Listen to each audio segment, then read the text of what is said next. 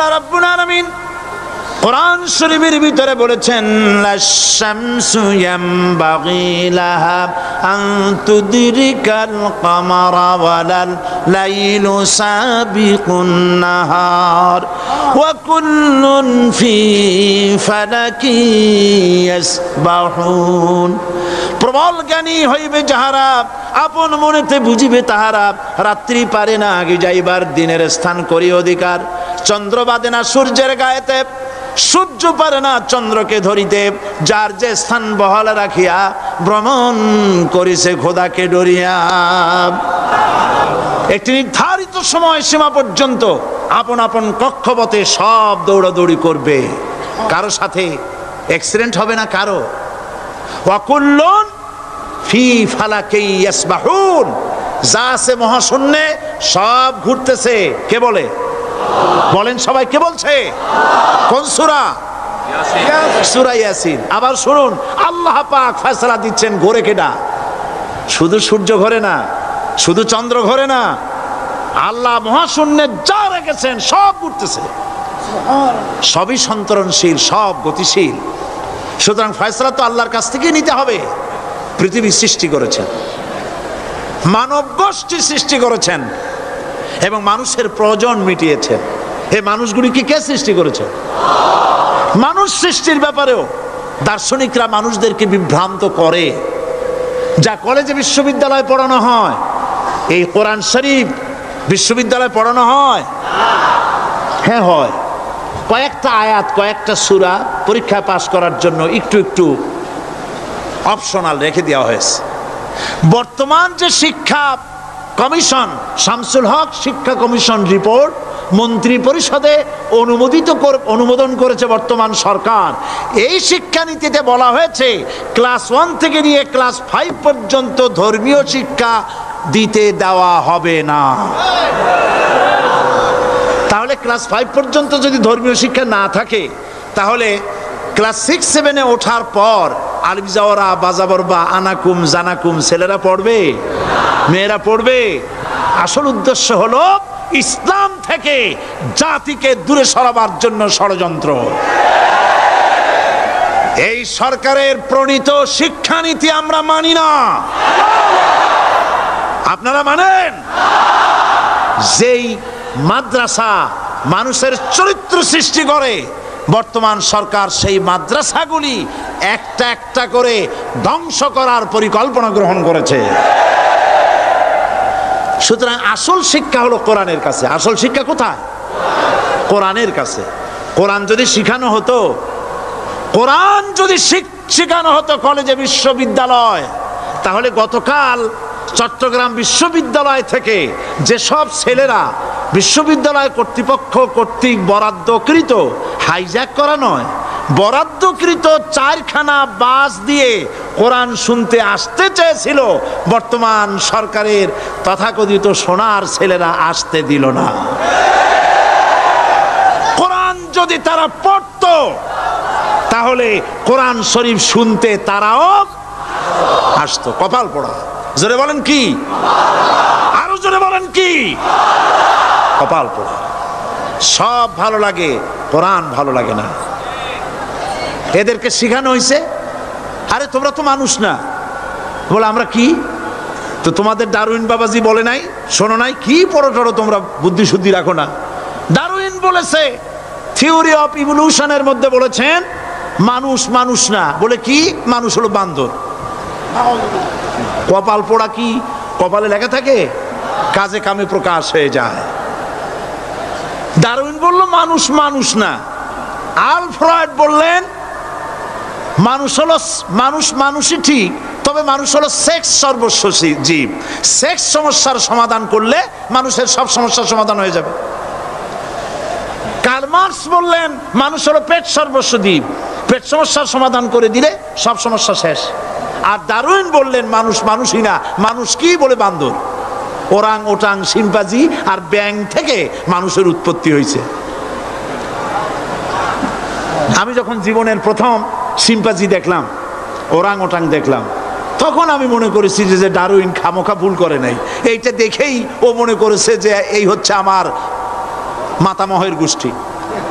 এ হলো পিতামহের গোষ্ঠী।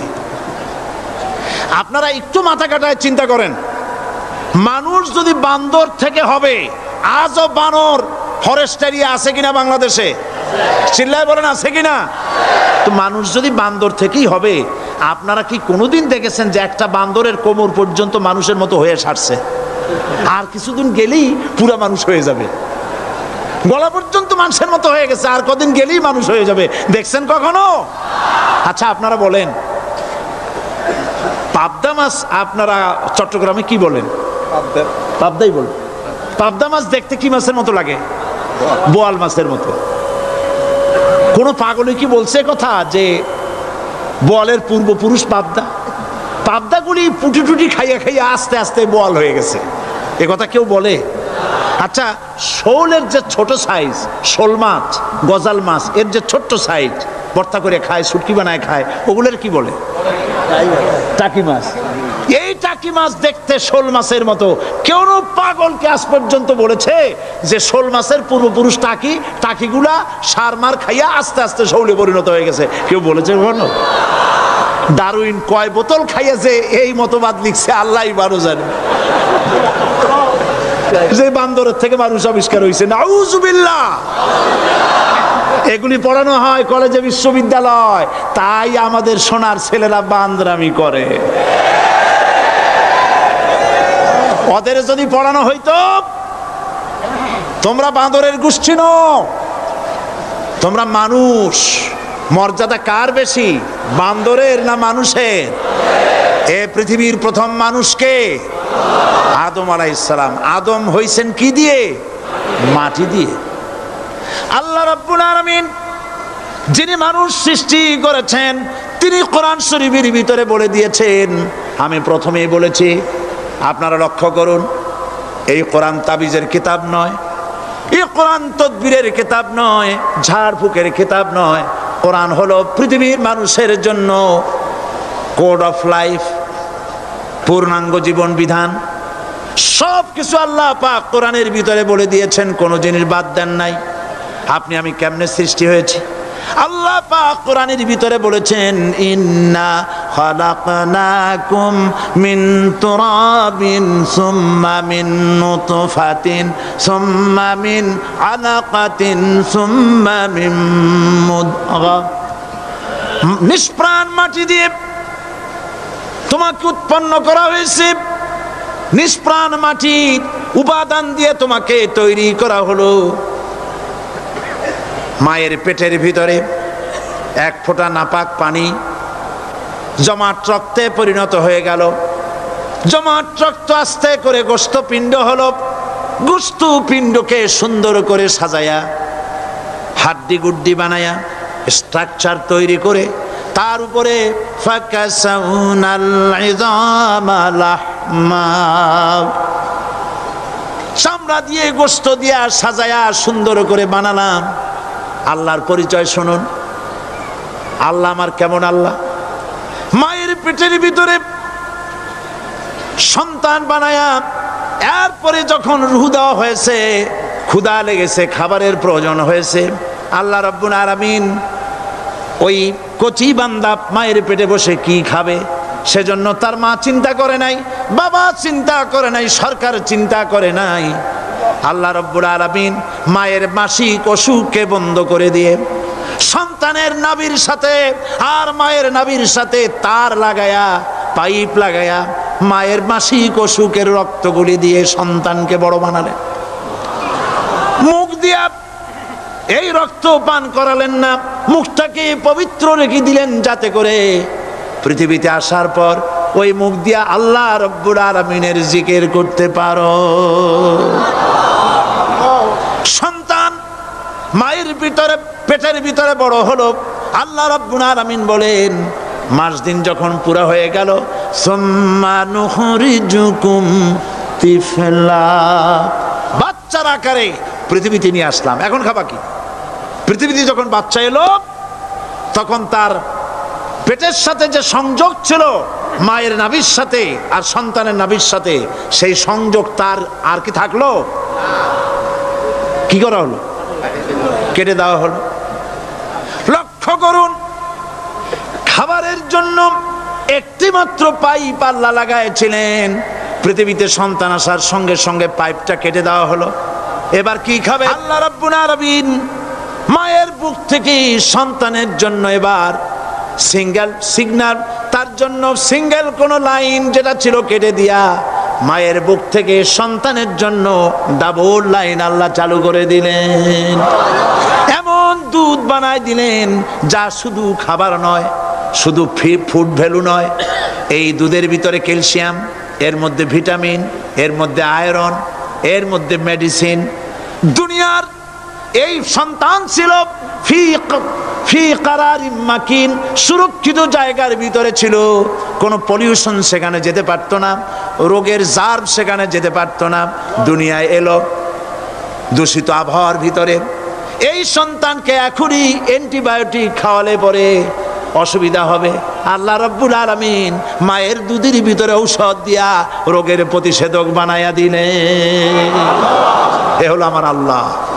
এ আমার কে? আল্লাহ। জোরে বলেন আল্লাহ। আল্লাহ আল্লাহ রাব্বুল আলামিন মায়ের দুধ দিয়ে সন্তানকে বড় করলেন আর শোনায় দিলেন, খবরদার এই মায়ের সাথে, এই বাপের সাথে নাফরমানি করবি না। মা বাপের জন্য আমার কাছে দোয়া করবে, রব্বির হামহুমা কামা রাব্বায়ানি সাগীরা। সবাই পড়েন আমার সাথে, রব্বির হামহুমা কামা রাব্বায়ানি সাগীরা। আল্লাহ পাক শিখাই দিলেন বান্দারে আমার কাছে দোয়া করায়, আল্লাহ আমার মা বাপ আমাকে ছোটবেলায় যেভাবে স্নেহের কোলে লালন পালন করেছে, এইভাবে আমার মা বাপকে তোমার রহমতের কোলে লালন পালন করো। মনে থাকবে ভাইরা? বলেন মনে থাকবে? প্রত্যেক নামাজের পরে মা বাবার জন্য দোয়া করবেন, বেঁচে থাকুক আর মরে যাক, দোয়া করবেনই। মনে থাকবে? রব্বির হামহুমা কামা রাব্বায়ানি সাগীরা। আবার পড়েন, রব্বির হামহুমা কামা রাব্বায়ানি সাগীরা। আল্লাহ পাক মায়ের মর্যাদা এত বাড়াইছেন। সাহাবী প্রশ্ন করেছে, ইয়া রাসূলুল্লাহ খেদমত করব কার? হুজুর বলেন তোমার মায়ের, তারপরে কার? তোমার মায়ের, তারপরে কার? তোমার মায়ের, তারপরে কার? তোমার পিতার। বাপের চাইতে মায়ের মর্যাদা আল্লাহ 3 গুণ বাড়াইয়া দিলেন, 3 গুণ বৃদ্ধি করে দিলেন। হাদিস শরীফে এসেছে, হযরত আবী হুরায়রা রাদিয়াল্লাহু তাআলা আনহু রাসূলের কাছে এসে রাতের বেলায় কাঁদতেছিলেন। হুজুর প্রশ্ন করলেন, আবু হুরায়রা কাঁদো কেন? হযরত আবু হুরায়রা বলছেন, হুজুর মা আমাকে মেরেছে। তিনি প্রশ্ন করলেন, আচ্ছা মা তোমারে মারলো কেন? তুমি কি কোনো বেয়াদবি করছো? তিনি বললেন না, তবে মারলো কেন? হযরত আবু হুরায়রা বলেন, ইয়া রাসূলুল্লাহ আপনার খেদমত থেকে বাড়ি ফিরতে আমার দেরি হয়ে গিয়েছিল। গভীর রাত্রে যখন বাড়ি গেছি, মা আমাকে প্রশ্ন করলেন, বাবা দেরি হলো কেন, কোথায় ছিলি? তাম পৃথিবীর মানুষ যেই কদম মোবারক চুমু দিতে পারলে ধন্য হয়ে যায়, সেই আখিরি জামানার পয়গম্বর নবী মুহাম্মদ রাসূলুল্লাহ সাল্লাল্লাহু আলাইহি সাল্লামের দরবার থেকে আসতে আমার দেরি হয়ে গেছে। ইয়া রাসূলুল্লাহ আমার মা আপনার নাম শুনে তার গা জ্বলে উঠল। তিনি কাফের, মুশরিকা। আপনার নাম শুনে অগ্নি শর্মা হয়ে আমাকে ধরে পিটানো আরম্ভ করলেন আর বললেন, আবু হুরায়রা হয় মুহাম্মদ সাল্লাল্লাহু আলাইহি সাল্লামের বাড়ি ছাড়বি, নইলে আমার বাড়ি ছাড়বি, কি করবি বল? মার খেতে খেতে আমি বললাম, মা তোমার গায়ে যত শক্তি আছে আমারে মারো, তোমার বাড়ি শুদ্ধ, তাম দুনিয়াটা ছেড়ে দিতে পারি, মুহাম্মদ রাসূলুল্লাহর কদম মোবারক ছেড়ে দিতে পারি না। হুজুর আমার মা গলা ধাক্কা মেরে আমাকে বের করে দিয়েছেন। হুজুর বলছেন, আবু হুরায়রা মা তোমাকে মেরেছে আর আমার কাছে নালিশ করছো, আমি তোমার মায়ের কোনো বিচার করতে পারবো না। সুবহানাল্লাহ, এত বড় পাওয়ারফুল নবী, শানওয়ালা, ইজ্জতওয়ালি, বরকতওয়ালি, এত বড় নবী বলছেন মা মেরেছে, আমার করার কিচ্ছু নাই। সুবহানাল্লাহ। তোমার মা মুশরিকা হোক আর যাই হোক তোমার মা, সুবহানাল্লাহ বলেন। আমার বন্ধুগণ, হযরত আবু হুরায়রা বলেন, ইয়া রাসূলুল্লাহ, মায়ের বিরুদ্ধে কোনো অভিযোগ নিয়ে আমি আপনার কাছে আসি নাই। হুজুর বললেন, কেন আসছো বলো খুলে। আবু হুরায়রা বলেন, হুজুর আমি জানি আপনি আল্লাহর দরবারে যদি কোনো ব্যাপারে হাত তোলেন আল্লাহ মঞ্জুর করে ফেলেন। আপনি দয়া করে আমার মার জন্য দোয়া করেন, আল্লাহ যেন হেদায়েত দিয়ে দেন। আমার নবীজি দুখানে হাত উত্তোলন করলেন, বললেন, আল্লাহুম্মা ইহদি উম্মা আবি হুরায়রা, আয় আল্লাহ আমি দোয়া করতেছি আবু হুরায়রার মাকে হেদায়েত নসিব করো। হুজুর হাত তুলে মোনাজাত করছেন, আবু হুরায়রা দৌড় দিলেন বাড়ির দিকে। কয়েকজন সাহাবী হযরত আবু হুরায়রার জামা টেনে ধরেছে, এই ভদ্রলোক দৌড়ায় কেন? এত শান্ত মানুষ, কখনো গরম হয়ে কারোর সঙ্গে কথা বলে না। এই মানুষটা দৌড়ায় কেন? কোনো বিপদ হইল নাকি? জামা টেনে ধরে বলে, আবু হুরায়রা দৌড়াও কেন? হযরত আবু হুরায়রা বলেন, জামা ছেড়ে দাও, কোনো বিপদ আমার হয় নাই, আমি দৌড়াইয়া বাড়ি যাই দেখতে চাই। আমি দৌড়াইয়া আগে বাড়ি যেতে পারলাম না, আমার নবীর দোয়া আগে আমার বাড়ি চলে গেছে, আমি এটা দেখতে চাই। হযরত আবু হুরায়রা দৌড়াতে দৌড়াতে বাড়ি চলে গেছেন। দরজায় নক করলেন, ভেতর থেকে আওয়াজ এলো, কে? তিনি বললেন, আমি আবু হুরায়রা, মা দরজা খুলে দাও, আমি তোমার সন্তান। মা বললেন, বাবা অপেক্ষা করো, দরজা খুলতেছে। হযরত আবু হুরায়রা বলেন, মায়ের গলার আওয়াজের ভেতরে কুফরি কর্কশতা পেলাম না, মায়ের গলার আওয়াজের ভেতরে তাওহীদের নরমিয়াত পেলাম। আমার কাছে মনে হলো আমি আবু হুরায়রা বাড়ি আসার আগে নবীজির দোয়া আল্লাহর আরশে পৌঁছে গেছে। আবু হুরায়রা বলছেন, মা আমার কিছুক্ষণ পরে ঘরের থেকে বেরিয়ে এসেছেন, আমি দেখলাম মায়ের শরীর ভিজা, মাথার চুল দিয়া পানি টপকাচ্ছে। মা আমার বললেন, বাবারে তোমাকে মারার পর আমি নিদারুণ অনুশোচনায় পড়েছিলাম, মনে মনে ভাবলাম, আহারে আমার সন্তান আমি কেন মারলাম? সে তো কোনো খারাপ কাজ করে নাই, কোনো খারাপ জায়গায় যায় নাই, এত ভালো মানুষ যার সম্পর্কে লোকেরা খামোখাই মিথ্যা কথা বলে, এই ভালো মানুষটার কাছে গেছে, সেজন্য আমি মারলাম কেন? বাবা গো, আমি আমার ভুল বুঝতে পেরেছি, জীবনের ভুলও ধরা পড়েছে, আমাকে জলদি করে নিয়ে চলো বিশ্ব নবীর দরবারে। হযরত আবু হুরায়রার মা রাসূলুল্লাহর খেদমতে এসে ঘোষণা করলেন, আশহাদু আল্লা ইলাহা ইল্লাল্লাহু ওয়াহদাহু লা শারীকা লাহু ওয়া আশহাদু আন্না মুহাম্মাদান আবদুহু ওয়া রাসূলুহু। আমার ভাইয়েরা,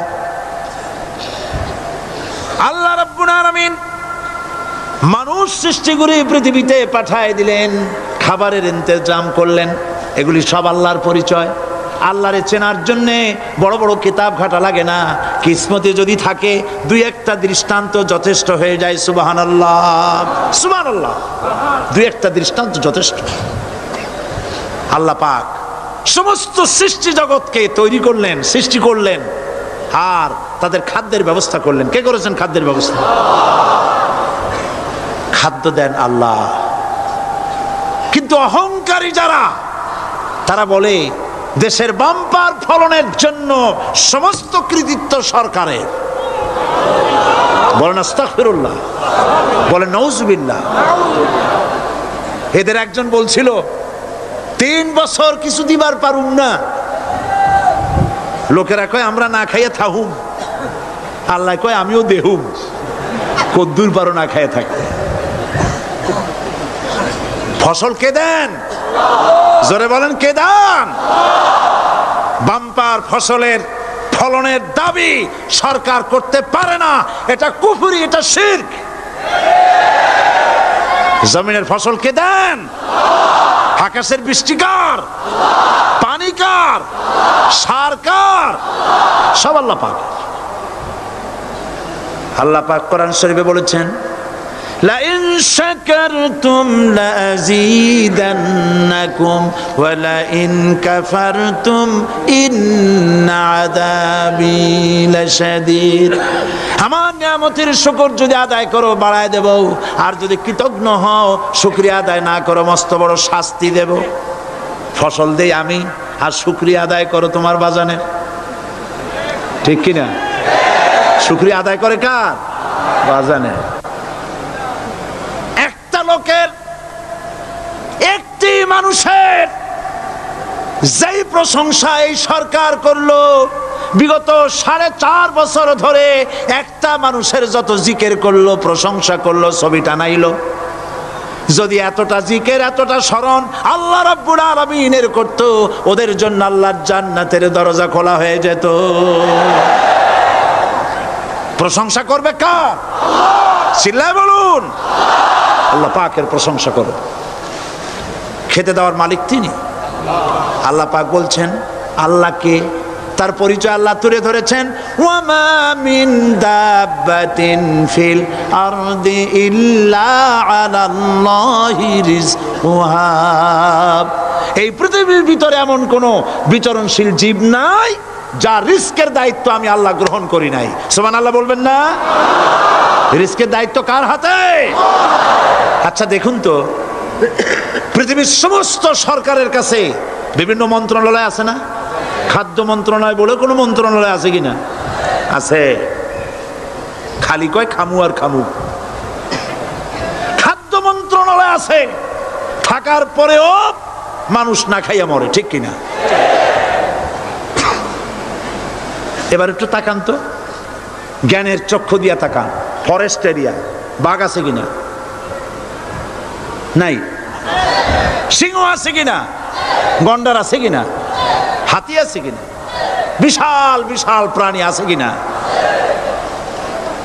জঙ্গলে ছোট্ট প্রাণী থেকে, পোকা থেকে শুরু করে গন্ডার পর্যন্ত, টুনটুনি পাখি দিয়ে শুরু করে ঈগল পাখি পর্যন্ত, নদীর ভিতরে ছোট্ট চুনু পুঁটি থেকে শুরু করে তিমি মাছ পর্যন্ত।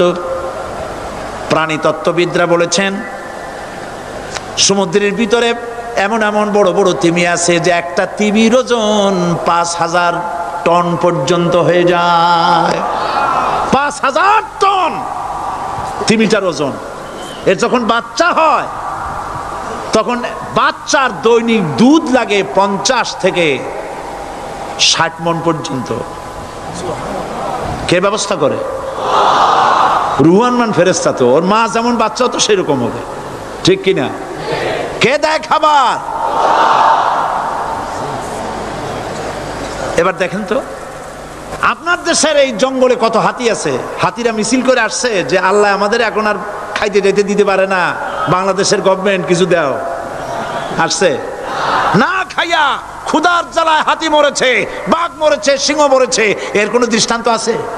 ক্ষুধার জ্বালায় আকাশের উড়ন্ত পাখিরা ছটফট করে মারা গেছে, দৃষ্টান্ত আছে? নদীর মাছেরা ক্ষুধার জ্বালায় ভেসে উঠেছে, না খাইয়া মরে গেছে, দৃষ্টান্ত আছে? মহান আল্লাহ রাব্বুল আলামিন কোরআন শরীফের ভিতরে বলেছেন অনেক প্রাণী এমন আছে যারা তাদের খাদ্যকে সঞ্চয় করে না, খাদ্যকে জমা করে না, আহরণ করে না। সকালবেলায় একটা খাবার খেলো, দুপুরে কি খাবে তার জানা নাই। শকুন পৃথিবীর মাটি থেকে 3 মাইল উপরে ওড়ে, তার চোখকে আল্লাহ পাক এত তীক্ষ্ণ বানিয়ে দিয়েছেন, এই চট্টগ্রামের কোথায় মরা গরু আছে 3 মাইল উপর দিয়ে দেখতে পায়। সুবহানাল্লাহ করতে ইচ্ছে করে না। এই প্রাণীগুলি খাবারগুলি কোনো গভর্নমেন্ট জোগাড় করে রাখে নাই। আল্লাহ পাক বলেন সবার খাবার আমি দেই। সকালবেলায় সমস্ত প্রাণীগুলি, মহাশূন্যে পাখি, পানির ভিতরে মৎস্যরাজি, জঙ্গলের ভিতরে হিংস্র প্রাণী, পোকামাকড় থেকে শুরু করে সবগুলো খালি পেটে সব বেরিয়ে যায়, কারো কোনো খাবারের মজুদ নাই। সন্ধ্যা হতে না হতে সমস্ত প্রাণীগুলির পেট ভরাইয়া আমি আবার যার যার ঘরে বেরায় দেই। মা মিন দাব্বাতিন ফিল আরদি ইল্লা আলাল্লাহি রিজকুহা। সমস্ত প্রাণীর রিজকের দায়িত্ব আমি আল্লাহর হাতে। কে দেয় রিজেক? জোরে বলুন, কে দেন? আল্লাহ পাক। কি খাবেন সব আল্লাহ জোগাড় করে দিয়েছেন। তরি তরকারি জোগাড় করেছেন, মাছ জোগাড় করেছেন, চাউল দিয়েছেন, খাবার দিয়েছেন, গোশত দিয়েছেন, সব দিয়ে দিয়েছেন আল্লাহ রাব্বুল আলামিন। সমস্ত জিনিস দিয়ে মানুষকে আল্লাহ পাক তার জন্য আল্লাহ সব করেছেন।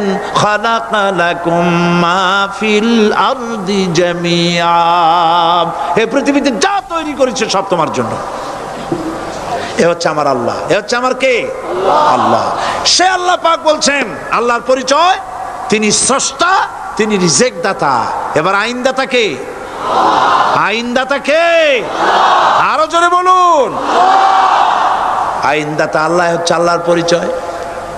ইনিল হুকমু ইল্লা লিল্লাহ আলা লাহুল খালকু ওয়াল আমর। সৃষ্টি যার, আইন চলবে তার। আমার দেশে আল্লাহর আইন চলছে? আমাদের দেশের কল কারখানা, ক্ষেত খামার, অফিস আদালত আল্লাহর আইন অনুযায়ী চলে? চলে না। বরং আল্লাহর আইনকে মুছে ফেলার জন্য, নিজেদের আইন সৃষ্টি করার জন্য প্রচেষ্টা চালানো হচ্ছে। আল্লাহর আইন মানুষের জন্য সব থেকে বেশি উপযোগী, কারণ সৃষ্টি করেছেন কে? বলেন, কে করেছেন? আল্লাহ। প্রত্যেকটি মেশিন আপনি যা কিনবেন, রেডিও হোক, টিভি হোক, যে কোনো যন্ত্র হোক, গাড়ি হোক, তার সাথে একটা লিটারেচার, একটা বই তার সঙ্গে দিয়ে দেওয়া হয়। ওই বইয়ের মধ্যে লেখা থাকে এটা কিভাবে চালানো হবে, অপারেট করা হবে, তার সিস্টেম লেখা থাকে। আপনার ইচ্ছা মতো চালাইলে হবে না। এই মানব গোষ্ঠীকে সৃষ্টি করেছেন। এখন আপনি যদি আপনার আইন মতো চালান, তা কি চলবে? চলবে না। আপনি আপনার আইন মতো চালাচ্ছেন, ভালোভাবে চলতেছে? চলতেছে না। স্বরাষ্ট্রমন্ত্রী বলতেছেন সন্ত্রাসীদেরকে মাটির তলা থেকে খুঁজে বের করা হবে, কিন্তু নাকের উপর দিয়ে ব্রিফকেস চুরি হয়ে যায়, উনি তা ধরতে পারেন না। এই হলো আইন। অনাবরত খুন হচ্ছে, অনাবরত সন্ত্রাসী তৎপরতা চলছে, আর ওনারা বলছেন আগের থেকে এগুলি চলে আসছে, একজনের খুনের বিচার না হইলে এরকম খুন তো হইতেই থাকবে। তাহলে খুনকে, হত্যাকে, সন্ত্রাসকে সরকার জাস্টিফাইড করছেন। নাউযুবিল্লাহি মিন যালিক। এই জন্য আইন হতে হবে আল্লাহর। আইন হতে হবে কার? চিল্লায় বলেন, আল্লাহ পাকের আইন হতে হবে। আমি একদিন পার্লামেন্টে বলেছিলাম, আমার দেশের নেতা নেত্রীরা বারবার হজ করতে যান, উমরা করতে যান, সেখান থেকে আসার সময় কি আনেন? আতর, পাথর, সুরমা আর খুরমা, এই কিছু নিয়ে আসলেন। কিন্তু আমি বলেছি, আপনারা কি কিছু চোখে দেখেন না? পার্লামেন্টে এইভাবে বক্তৃতা করেছে, কিছু চোখে দেখেন না? আমি প্রশ্ন করে আমি আবার জবাব দিচ্ছি,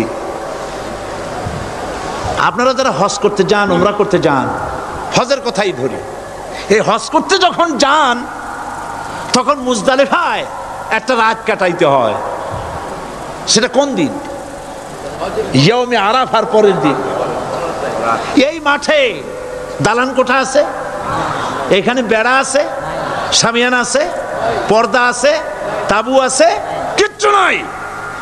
লক্ষ লক্ষ নারী আর পুরুষ পাশাপাশি শুয়ে থাকে, তাও সুবহানাল্লাহ কইতে ইচ্ছা করে না। সারা রাত জনে জনে পুলিশ পাহারাদার নাই।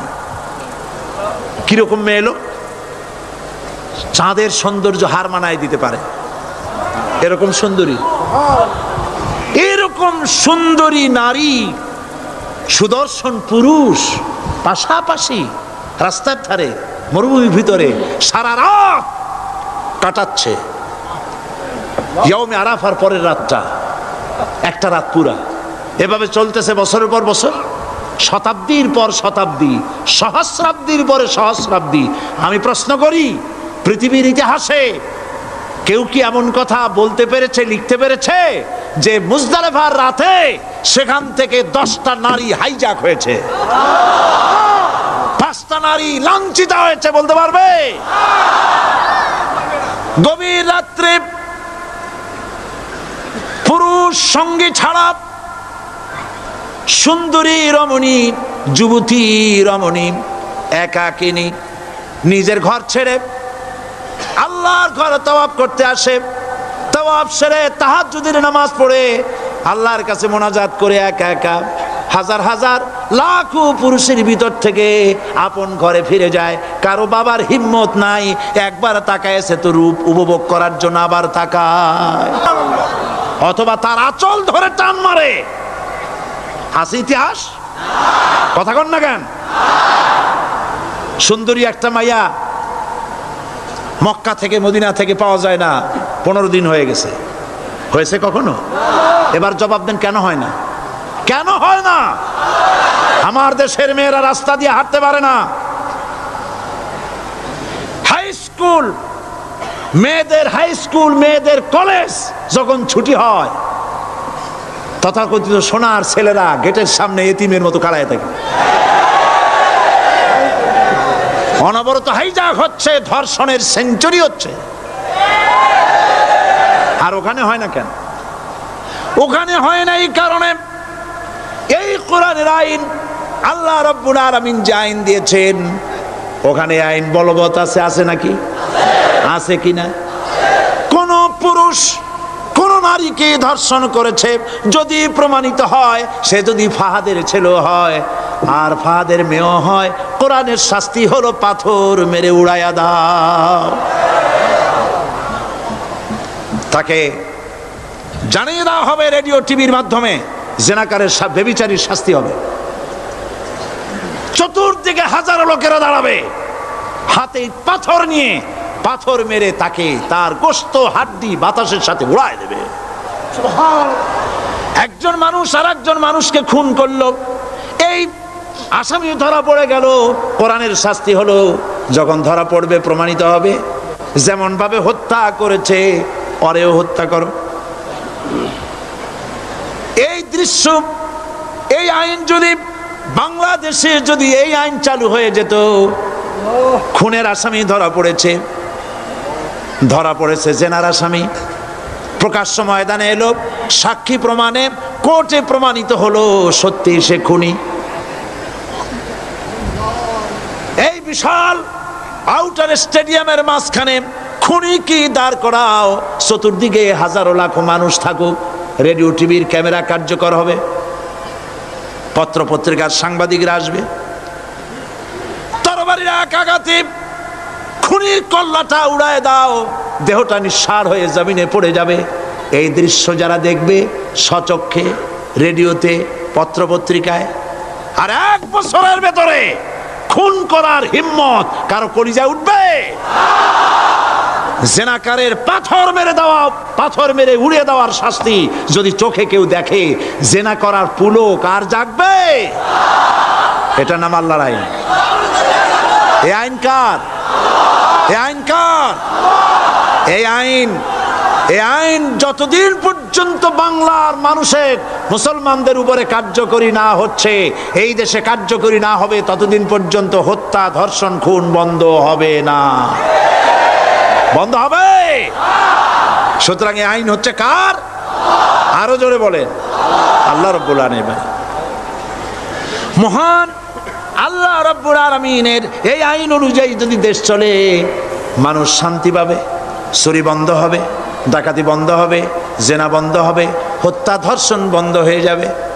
নবীজি এমন একটি আইন চালু করে দিয়ে, কোরআনের বিধান চালু করে দিয়ে এমন একটা সমাজ চালু করেছিলেন, যেই সমাজ সম্পর্কে হুজুর নিজে বলেছেন, খায়রুল কুরুনে কারনি, সর্বশ্রেষ্ঠ যুগ হলো কার যুগ? আমার যুগ। সুবহানাল্লাহ বলেন। রাসূলের যুগ হলো সর্বশ্রেষ্ঠ যুগ। সেই কোরআন, সেই হাদিস আজও আছে না নাই? বলেন জোরে, আজও আছে না নাই? সেই কোরআন এবং সুন্নাহ দিয়ে দেশ শাসন হোক, এটা কি আমরা চাই? কারা কারা চাই দু হাত উঁচু করে দেখা।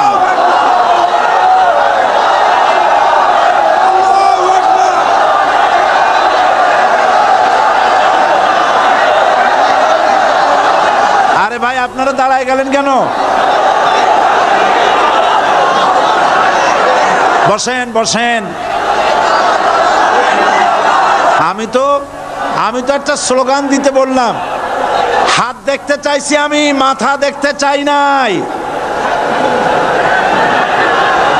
এই সুযোগে কোমরটা সোজা করে নিলেন।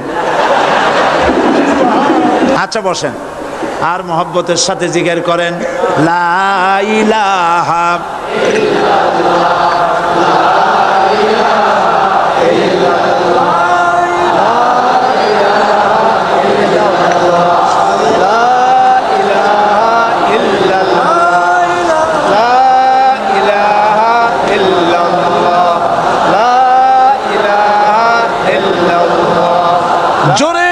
সবাই জিকির করেন লা ইলাহা ইল্লাল্লাহ লা ইলাহা ইল্লাল্লাহ লা ইলাহা ইল্লাল্লাহ লা ইলাহা ইল্লাল্লাহু মুহাম্মাদুর রাসূলুল্লাহ। বসুন, আমরা মুনাজাত করব। আল্লাহ রাব্বুল আলামিন আয়াতুল কুরসির ভিতরে আল্লাহর সার্বভৌমত্বের কথা বলেছেন। আল্লাহু লা ইলাহা ইল্লা হুয়াল হাইয়ুল কাইয়্যুম। পড়েন আমার সাথে সবাই, আল্লাহু লা ইলাহা ইল্লা হুয়াল হাইয়ুল কাইয়্যুম। আল্লাহ হচ্ছেন যিনি ছাড়া কোনো ইলাহ নাই, তিনি শাশ্বত চিরঞ্জীব। সুবহানাল্লাহ বিহামদি।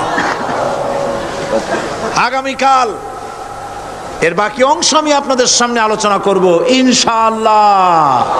জোরে বলেন ইনশাআল্লাহ। দাঁড়ানো ভাইরা বসেন। আপনাদের পাশে যারা দাঁড়িয়েছেন অনুরোধ করে বসায় দেন। বলেন যে আর 5টা মিনিট বসেন, আল্লাহর রাস্তায় হাঁটেন না।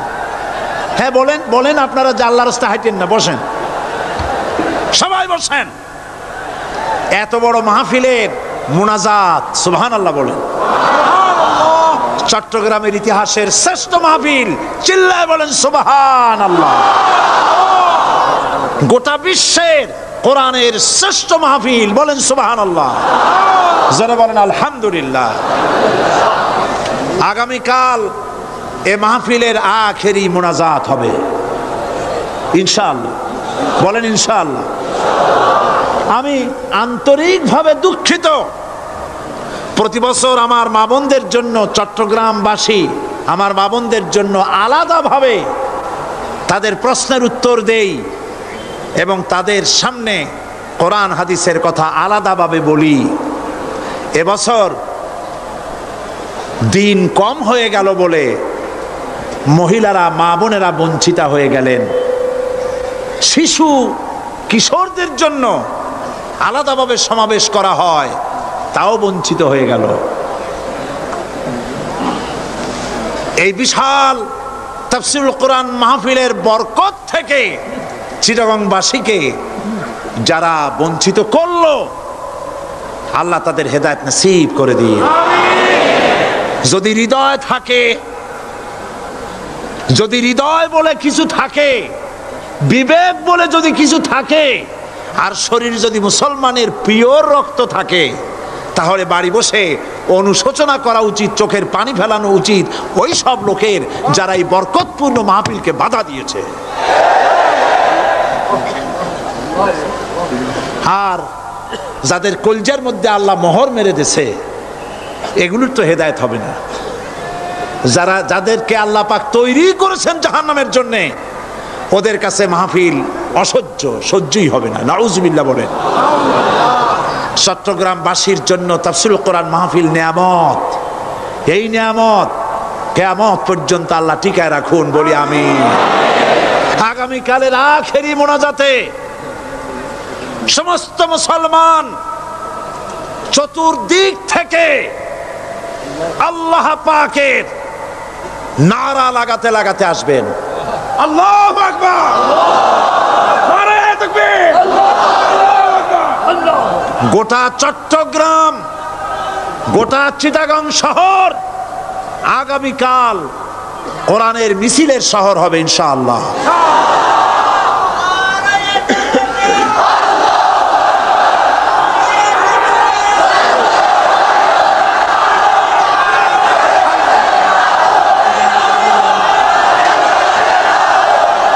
সকল ধন এবং সম্পদের মূল মালিক হচ্ছেন আল্লাহ পাক। সমস্ত ধন সম্পদের মালিক কে? আল্লাহ সুবহানাহু ওয়া তাআলা। কোরআনে কারীম বলছে, লিল্লাহি মা ফিস সামাওয়াতি ওয়া মা ফিল আরদ। আকাশ এবং জমিনের ভিতরে যা কিছু আছে সব কিছুর মালিকানা কার? জোরে বলেন কার? আল্লাহ রাব্বুল আলামিন হচ্ছেন এর একচ্ছত্র মালিক। সুতরাং বান্দাদের কাছে কিছুদিনের জন্য এগুলিকে আমানত রাখা হয়েছে। আমাদের ঘর আছে, বাড়ি আছে, ব্যবসা আছে, বাণিজ্য আছে, জায়গা আছে, জমিন আছে, গরু আছে, বাছুর আছে, এই সবগুলি কিছুদিনের জন্য আমাদের কাছে কি রাখা হয়েছে? আমানত। আমানতের মাল আপনি আপনার ইচ্ছা মতো খরচ করতে পারবেন না। আমানতের মাল কি ইচ্ছা মতো খরচ করা যায়? যায় না। আমানতের মালকে খরচ করতে হলে মূল মালিকের ইচ্ছা অনুযায়ী খরচ করতে হবে। মূল মালিককে আল্লাহ রাব্বুল আলামিন বলছেন, ইন্নাল্লাহা আশতারা মিনাল মুমিনিনা আনফুসাহুম ওয়া আমওয়ালাহুম বিআন্না লাহুমুল জান্নাহ। আমি আমার মুমিনের জান এবং মালকে খরিদ করে নিয়েছি, বিনিময় জান্নাত দিয়ে দিয়েছি। তোমার কাছে যে জান আছে, মাল আছে, এটা তোমার নয়, এটা আমার আমানত তোমার কাছে। সুতরাং এই আমানত খরচ করতে হবে মূল মালিকের ইচ্ছা অনুযায়ী। সমাজের এক শ্রেণীর লোক প্রচুর বিত্তের মালিক হবে, সমাজের এক শ্রেণীর লোক প্রচুর বিত্ত এবং সম্পদের মালিক হয়ে ভোগ বিলাসের আনন্দের স্রোতে ভেসে যেতে থাকবে, নিজেকে ভাসিয়ে দেবে। আর এক শ্রেণীর লোক অনাহারে অর্ধাহারে কষ্ট করবে। এ বিধান ইসলামের নয়। কেউ থাকবে 10 তলায় আর কেউ থাকবে গাছতলায়, কেউ খাবে পোলাও, কোরমা, বিরিয়ানি, আর কারো কিসমতে মরুচ পোড়াও হবে না। এ বিধান আল্লাহর নয়।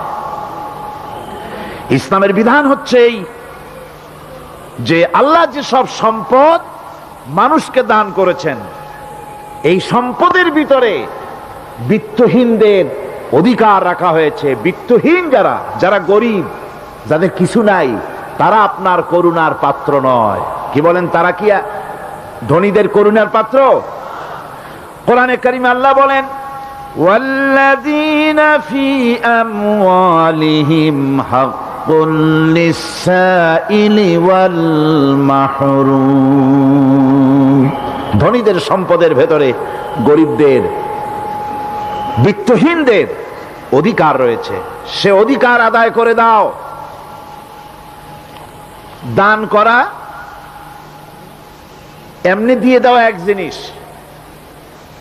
গরিবদেরকে, বিত্তহীনদেরকে ইসলাম করুণার পাত্র বানায় নাই, বলেছে অধিকার। অধিকারটা বড় মজবুত কথা, এ কথার লোড আছে, ওয়েট আছে। আপনার আমার সম্পদের, অর্থাৎ যাদের বিত্ত আছে, বিত্ত সম্পদওয়ালা সম্পদশালী লোকেদের সম্পদের ভেতরে গরিবদের অধিকার রয়ে গেছে, সে অধিকার আদায় করতে হবে। ইসলাম সকল মানুষের দারিদ্র দূর করে বেঁচে থাকার মৌলিক অধিকার প্রতিষ্ঠিত করেছে। রাসূল করিম সাল্লাল্লাহু আলাইহি ওয়াসাল্লাম বলেছেন, লাইসা লি ইবনি আদম হাক্কুন সিওয়া হাযিহিল খিসাল, বাইতুন ইয়াসকুনুহু ওয়া সাওবুন ইউআরি আওরাতাহু ওয়া জালফাল খুবজ ওয়াল মা। আখরাজাহু তিরমিজি।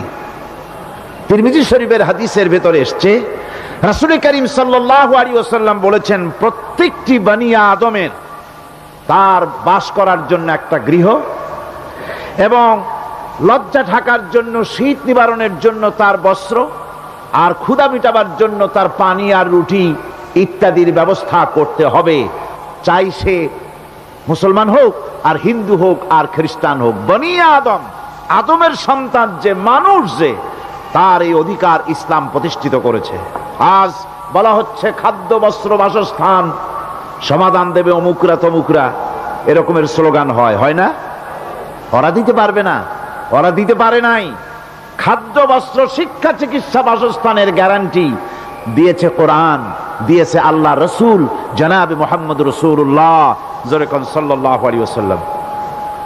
ইসলাম অর্থনৈতিক নিরাপত্তার জন্য যে সব পন্থা অবলম্বন করেছে সেটা হচ্ছে যে সমাজের কর্মক্ষম সকল ব্যক্তি রুজির জন্য পরিশ্রম করবে, কেউ বসে থাকতে পারবে না। এটা হচ্ছে ইসলামের নিয়ম, কেউ বসে থাকতে পারবে না। কোরআনে কারীম বলছে ফাইদা কুদিয়াতিস সালাতু ফান্তাশিরু ফিল আরদ ওয়াবতাগু মিন ফাদলিল্লাহ। ফাইদা কুদিয়াতিস সালাত, যখন তোমার নামাজ সম্পূর্ণ হয়ে গেল, ফান্তাশিরু ফিল আরদ, ছড়িয়ে পড়ো আমার জমিনের উপরে, ওয়াবতাগু মিন ফাদলিল্লাহ, আর আমার অনুগ্রহ অনুসন্ধান করো। রুজি কামানো কোনো খারাপ জিনিস না। কেউ মনে করে সারাদিন বসে বসে আল্লাহর জিকির করব, কেউ দুনিয়াটারে ঝামেলা মনে করে জঙ্গলে চলে যেতে চায়, এটা নিয়ম না। আপনি বসে থাকতে পারবেন না, আপনাকে কাজ করতে হবে। রুজি কামাই করাটাকে কোরআনে কারিমে এতটা সম্মান দিয়েছে যেটাকে ফদলুল্লাহ বলা হয়েছে। ফদলুল্লাহ এটা আল্লাহর অনুগ্রহ, সুবহানাল্লাহ বলেন। এটাকে ফদলুল্লাহ বলা হয়েছে, এটা জিনাতুল্লাহ বলা হয়েছে। আপনি যে কাপড় চোপড় ব্যবহার করেন, এই কাপড় চোপড়ের ব্যাপারে আল্লাহ পাক প্রশংসা করেছেন, কাপড় চোপড় সুন্দর পরতে বলেছেন। তারপরে রুজি রোজগার হালাল করতে বলা হয়েছে, এবং রুজি কামাবার ব্যাপারে হালাল ভাবে রুজি কামাবার জন্য ইন্সপিরেশন দেওয়া হয়েছে কোরআন এবং হাদিসে। রাসূল করিম সাল্লাল্লাহু আলাইহি ওয়াসাল্লাম বলেছেন আল কাসিবু হাবিবুল্লাহ, সহস্তে যে উপার্জন করে সে আল্লাহর বন্ধু। যে ব্যক্তি ঠেলা গাড়ি চালায়, কুলি মজুর রিক্সা চালায়, নিন্দা নাই, তাকে নিন্দা করা যাবে না। রিক্সাওয়ালাও একটা গুরুত্বপূর্ণ দায়িত্ব পালন করছে। কুমার, কামার, তাঁতি, জেলে, ধোপা, নাপিত সবাই কাজ করছে। প্রত্যেক কাজের সম্মান ইসলাম দেয়, সুবহানাল্লাহ কোন। সমস্ত কাজের সম্মান আছে, শুধুমাত্র সম্মান নাই চুরির কাজের, ডাকাতির কাজের, সন্ত্রাসের কাজের, চাঁদাবাজির কাজের, মাস্তানির কাজের। এই সব কাজ নিন্দনীয় এবং এই সব কাজ নিতান্ত বাজে কাজ, এ কাজের কোনো সম্মান নাই। সম্মান হচ্ছে নিজের হাতে কামাই করে সারা দিনে এক মুঠো খাবারও যদি খান, আপনার খাবারের চাইতে হালাল খাবার কারো হতে পারে না। আল্লাহর বন্ধু সোজা কথা না। আল কাসিবু হাবিবুল্লাহ, সহস্ত উপার্জনের এত বরকত। সেজন্য অর্থনৈতিক নিরাপত্তার জন্য সমাজের প্রত্যেকটি কর্মক্ষম লোককে কাজ করতে হবে। কি করতে হবে? নামাজ পড়া হয়ে গেছে, এখন আর বসে থাকা চলবে না, নেমে পড়ুন কাজের জন্য, আল্লাহর অনুগ্রহ অনুসন্ধান করুন। এরপরে আল্লাহ পাক বলছেন আমার অনুগ্রহ রুজি কামাও, আর রুজি কামাবার সময় ওয়াজকুরুল্লাহ যিকরান কাসীরা লাআল্লাকুম তুফলিহুন। আর জিকির করবা আমার বেশি, আমার জিকির করবা। বলা হচ্ছে রুজি অনুসন্ধান করো, আর বলা হচ্ছে আমার জিকির করো। তো জিকির আর রুজি সন্ধানের ভিতরে সামঞ্জস্য কি? সামঞ্জস্যটা হচ্ছে এই যে আপনি যখন উযকুরুল্লাহ কাসীরান, আপনাকে বেশি করে জিকির করতে হবে। জিকির মানে কি? স্মরণ করা। জিকির মানে কি? স্মরণ করা। আল্লাহকে স্মরণ করেন। রুজি যখন কামাতে যাবেন স্মরণ করবেন কারে? চিল্লায় কোন কারে? আপনি রুজি কামাবার জন্য চাকরি করতেছেন, অফিসে বসে যদি আল্লাহ রাব্বুল আলামিন আপনার স্মরণে থাকে, তাহলে ঘুষ খাওয়া আপনার জন্য সম্ভব হবে না। কথা ঠিক কিনা? আল্লাহ পাক বলছেন রুজি কামাবার জন্য তুমি যে পরিশ্রম করবে, ওই পরিশ্রমের সময় বেশি বেশি জিকির করো, আমারে স্মরণ রাখো। অফিসে বসে যখন তুমি কাজ করবে, আমি যদি স্মরণে থাকি, তাহলে তুমি ঘুষ খাইতে পারবা না। তুমি জমিন চাষ করবে, জমিন চাষ করার সময় আমি যদি তোমার স্মরণে থাকি, জমিনের আইল ঠেলা তোমার পক্ষে সম্ভব হবে না। যত রকমের রুজির রোজগারের পথ আছে আমাকে স্মরণ করো, খারাপ পথ থেকে বাঁচো, হালাল ভাবে রুজি কামাও, হালাল রুজির ভিতরে আল্লাহ রব্বুল আলামিন বরকত দিয়ে দিবেন।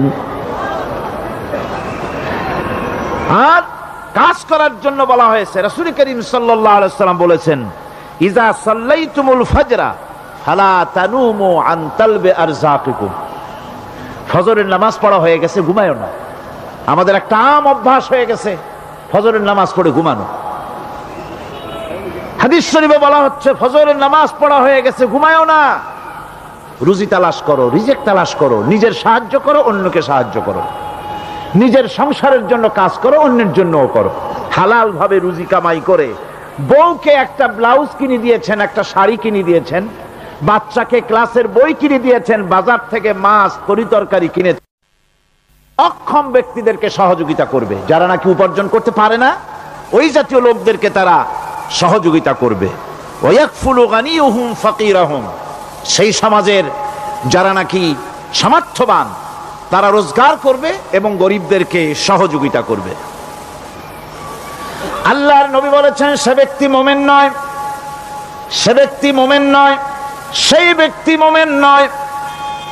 সাহাবায়ে কিরাম হতচকিত হয়ে উঠলেন, প্রশ্ন করলেন, নবীজি কোন ব্যক্তি মুমিন নয়?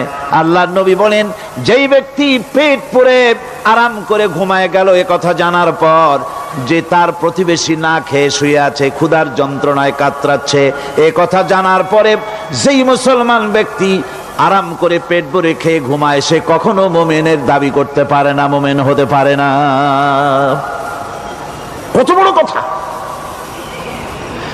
ইসলাম মানুষকে তাগিদ করেছে তার প্রতিবেশীর উপরে লক্ষ্য রাখার জন্য, তার প্রতিবেশীকে লক্ষ্য রাখার জন্য, গরিব মানুষের প্রতি লক্ষ্য রাখার জন্য।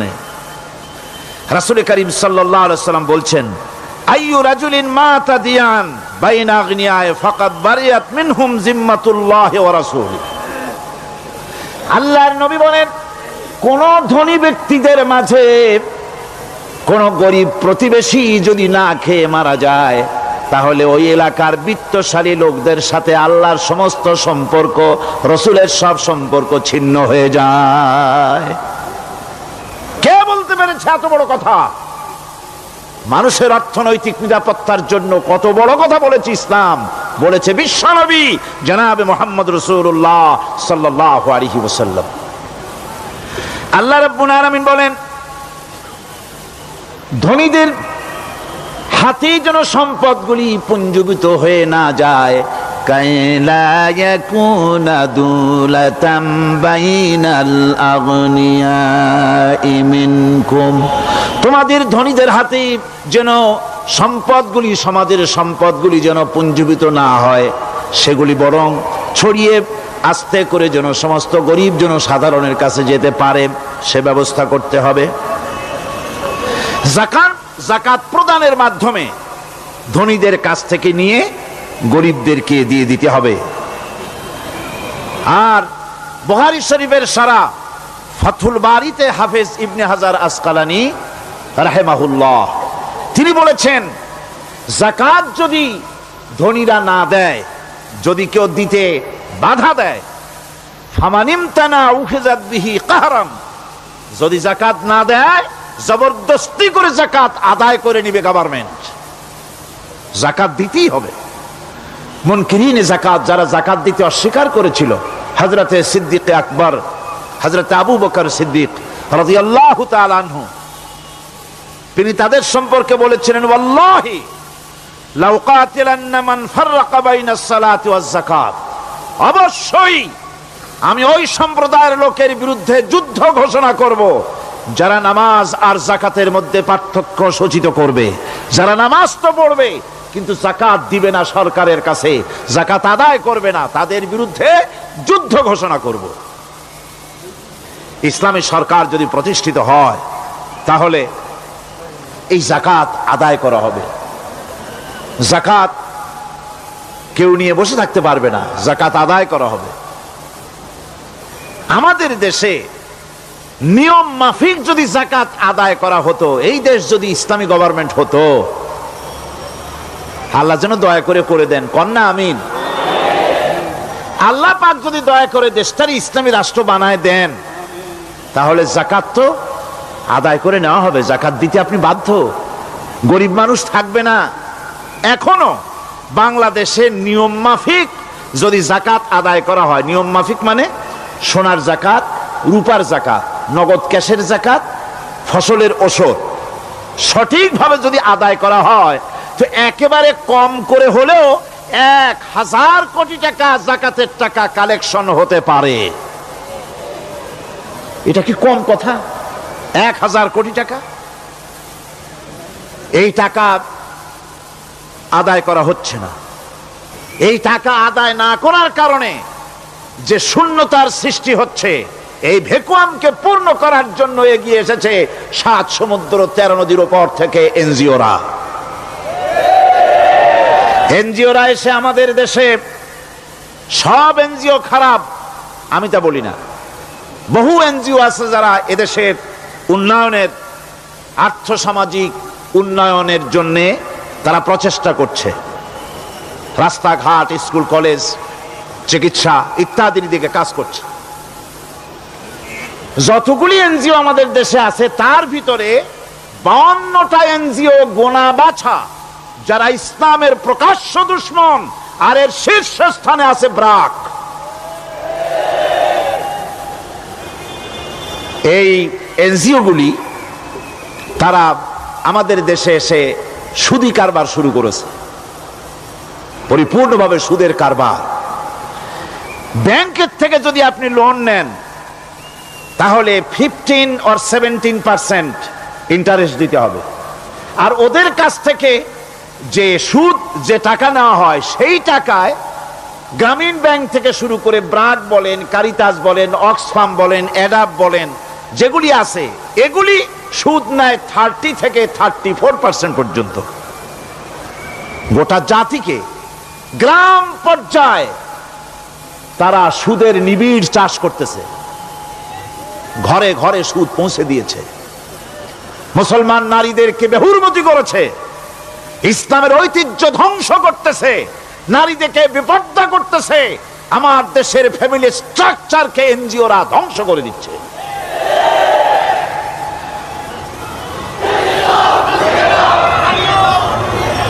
সুতরাং এনজিওরা এই সুযোগটা পেত না। যদি যাকাত কালেকশন করা হতো, আর যাকাত দিয়ে, যাকাত যে সব জায়গায় খরচ করতে হয়, সেই খরচ করার জায়গাগুলিতে সঠিকভাবে যদি ব্যয় করা হতো, এই অবস্থা হতো না।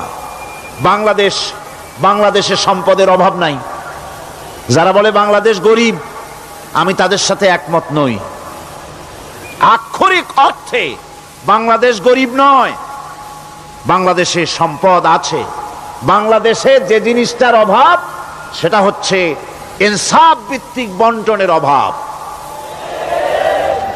এখানে কেউ তো 1000 বিঘা জমির মালিক, বিঘা বুঝেন না কি কন আপনারা? কানি। কেউ তো 1000 কানির মালিক, আর কারো তো রান্নাঘর উঠাবার জায়গা নাই। কথাটাই ঠিক কিনা? কেউ তো শত শত কোটি টাকা, কত কোটি টাকা যে আছে তা হিসাব করে মাসখানেক লাগবে, গুনিয়া খুলাইতে পারবে না। আর কারো তো একটা ট্যাবলেট কেনার পয়সা নাই। সুতরাং আমার দেশে যেভাবে গরিব বলা হয়, আক্ষরিক অর্থে ওইভাবে আমার দেশ গরিব নয়। আমাদের দেশে সম্পদ আছে, বহুত জমি অনাবাদি ফেলে রাখা হয়েছে। রাসূল করিম সাল্লাল্লাহু আলাইহি ওয়াসাল্লাম বলেছেন, সেই ব্যক্তির জমিন রাখার অধিকার নাই যে ব্যক্তি তা চাষের আওতায় না আনে। আছে না বহুত জমি পড়িয়া? আবাদযোগ্য জমি আমাদের দেশে আছে যা, তার 2,40,00,000 একর।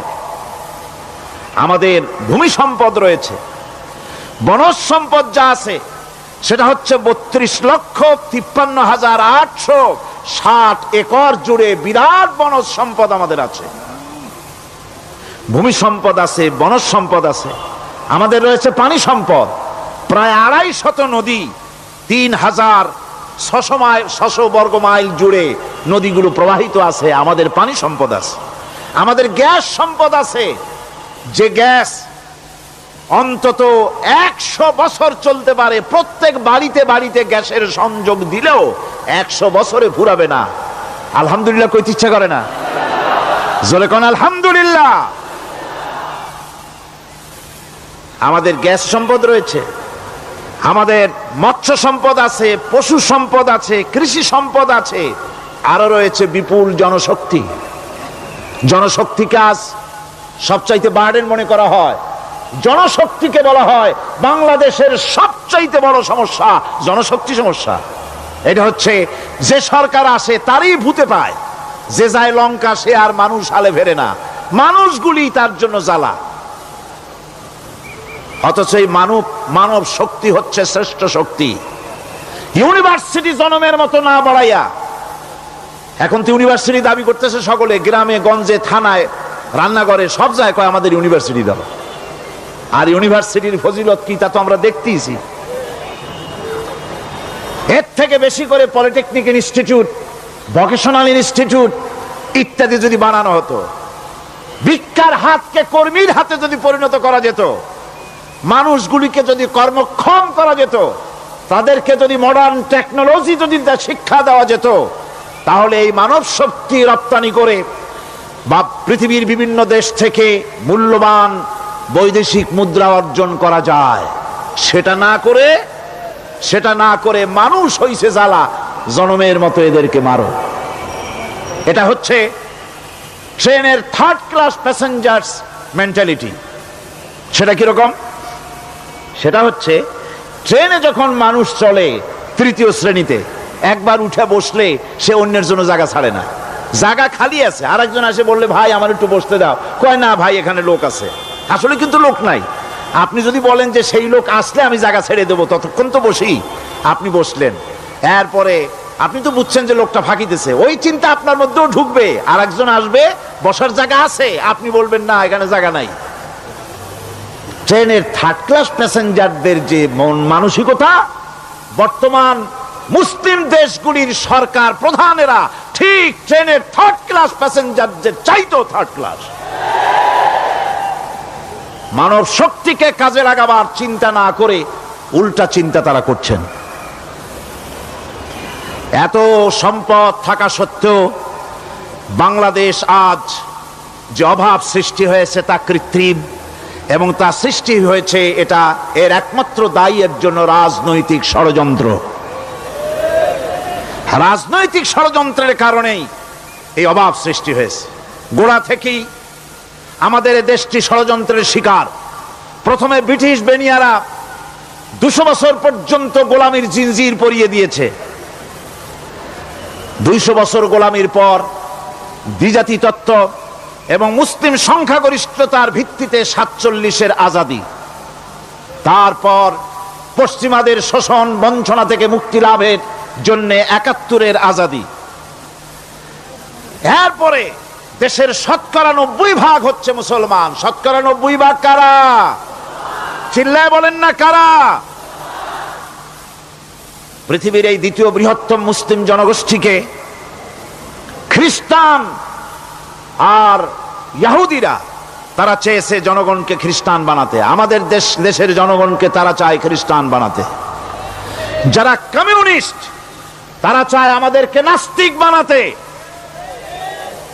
আর পার্শ্ববর্তী দেশের পেইড এজেন্ট যারা আমাদের দেশে আছে তারা চায় পৃথিবীর নিকৃষ্টতম কুফরি মতবাদ, ধর্ম নিরপেক্ষ মতবাদের মাধ্যমে গোটা জাতিকে ধর্ম থেকে দূরে সরিয়ে দিতে চায়।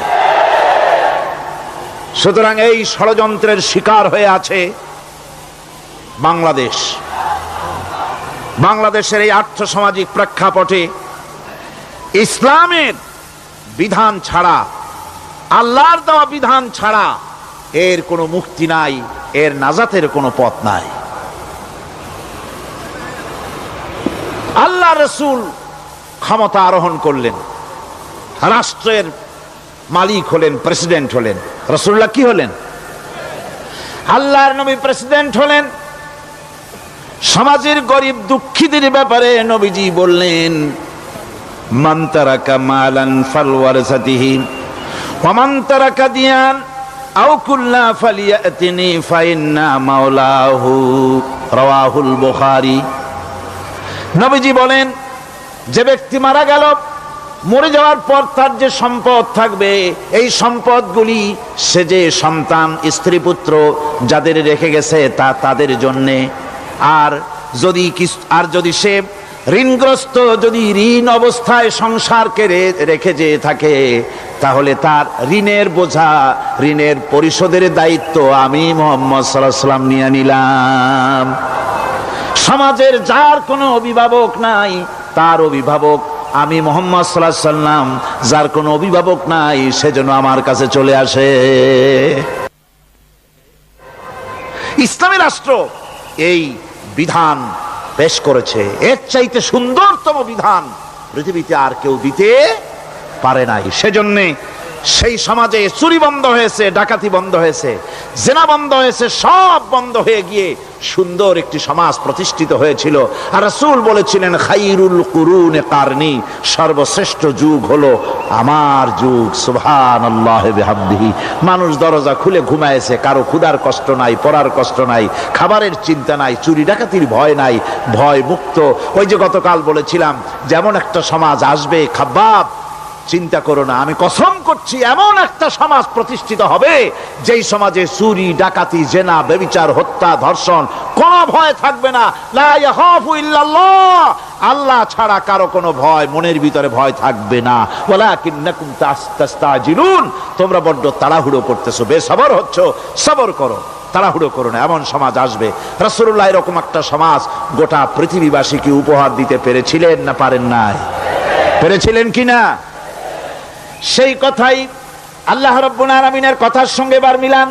লাইসাল বিররা আন তুওয়াল্লু বুজুহাকুম কিবালাল মাশরিকি ওয়াল মাগরিব। পূর্ব পশ্চিমে কত মাথা ঘুরালে, চেহারা ঘুরালে, এটাই কিন্তু তোমার পুণ্যবান হওয়ার জন্য, নেককার হওয়ার জন্য যথেষ্ট নয়। বরং যথেষ্ট হলো আল্লাহর প্রতি ঈমান আনো, কিতাবের প্রতি, পরকালের প্রতি, ফেরেশতার প্রতি, নবীদের পরে ঈমান আনো। আর আল্লাহর মহব্বতে, আল্লাহর প্রেমে উদ্বুদ্ধ হয়ে আর একটা বড় কাজ করো, সেটা হলো ওয়াতাল মালা আলা হুব্বিহি যাবিল কুরবা ওয়াল ইয়াতামা ওয়াল মাসাকিন ওয়াবনাস সাবিল ওয়াস সাইলিনা ওয়া ফির রিকাবি ওয়া কামাস সালাতা ওয়া আতাজ যাকাত ওয়াল মুফুনা بعهدهم إذا عاهدوا والصابرين في البأساء والضراء وحين البأس أولئك الذين صدقوا وأولئك هم المتقون। আরেকটি গুরুত্বপূর্ণ কাজ করতে হবে আল্লাহ পরকালে বিশ্বাস করার সাথে সাথে, সেটা হলো এই, তোমাদের জানের মতো প্রিয় ধন এবং সম্পদকে আল্লাহর মহব্বতে খরচ করতে হবে। সেজদা দিয়ে কপালে দাগ লাগাইছো, কিন্তু প্রতিবেশীকে সাহায্য করো নাই, গরিবদেরকে দাও নাই, এতিমকে দাও নাই, বোনকে ঠকাইছো, মেয়েকে ঠকিয়েছো, তোমার ওই সেজদায় কিয়ামতে কাজ দিবে না। প্রকৃতপক্ষের নেককার পুণ্যবান হওয়ার জন্য গরিব জনসাধারণকে সহযোগিতা করতে হবে। এরপরে মাঝখান থেকে যেটা বাদ দিয়েছিলাম, বলেছিলাম নামাজ এবং যাকাত। আমি যাকাতটা কালকে আগে নিয়ে এসেছিলাম, নামাজটা ছিল আগে। সেই নামাজটা যেহেতু আলাদা একটা বিষয় হবে, আর যাকাতটা সাদকার সাথে সামঞ্জস্য আছে, সেই জন্য যাকাত আর সাদাকার কথাটা একসঙ্গে মিলাই বলেছিলাম। এখন শুরু করছি নামাজ। সালাত, সালাত এর আবিধানিক অর্থ হচ্ছে কোন জিনিসের দিকে মুখ ফিরানো। সালাতের অর্থ হচ্ছে নিকটবর্তী হওয়া, মুখ ঘুরানো, মুতাওয়াজ্জা হওয়া।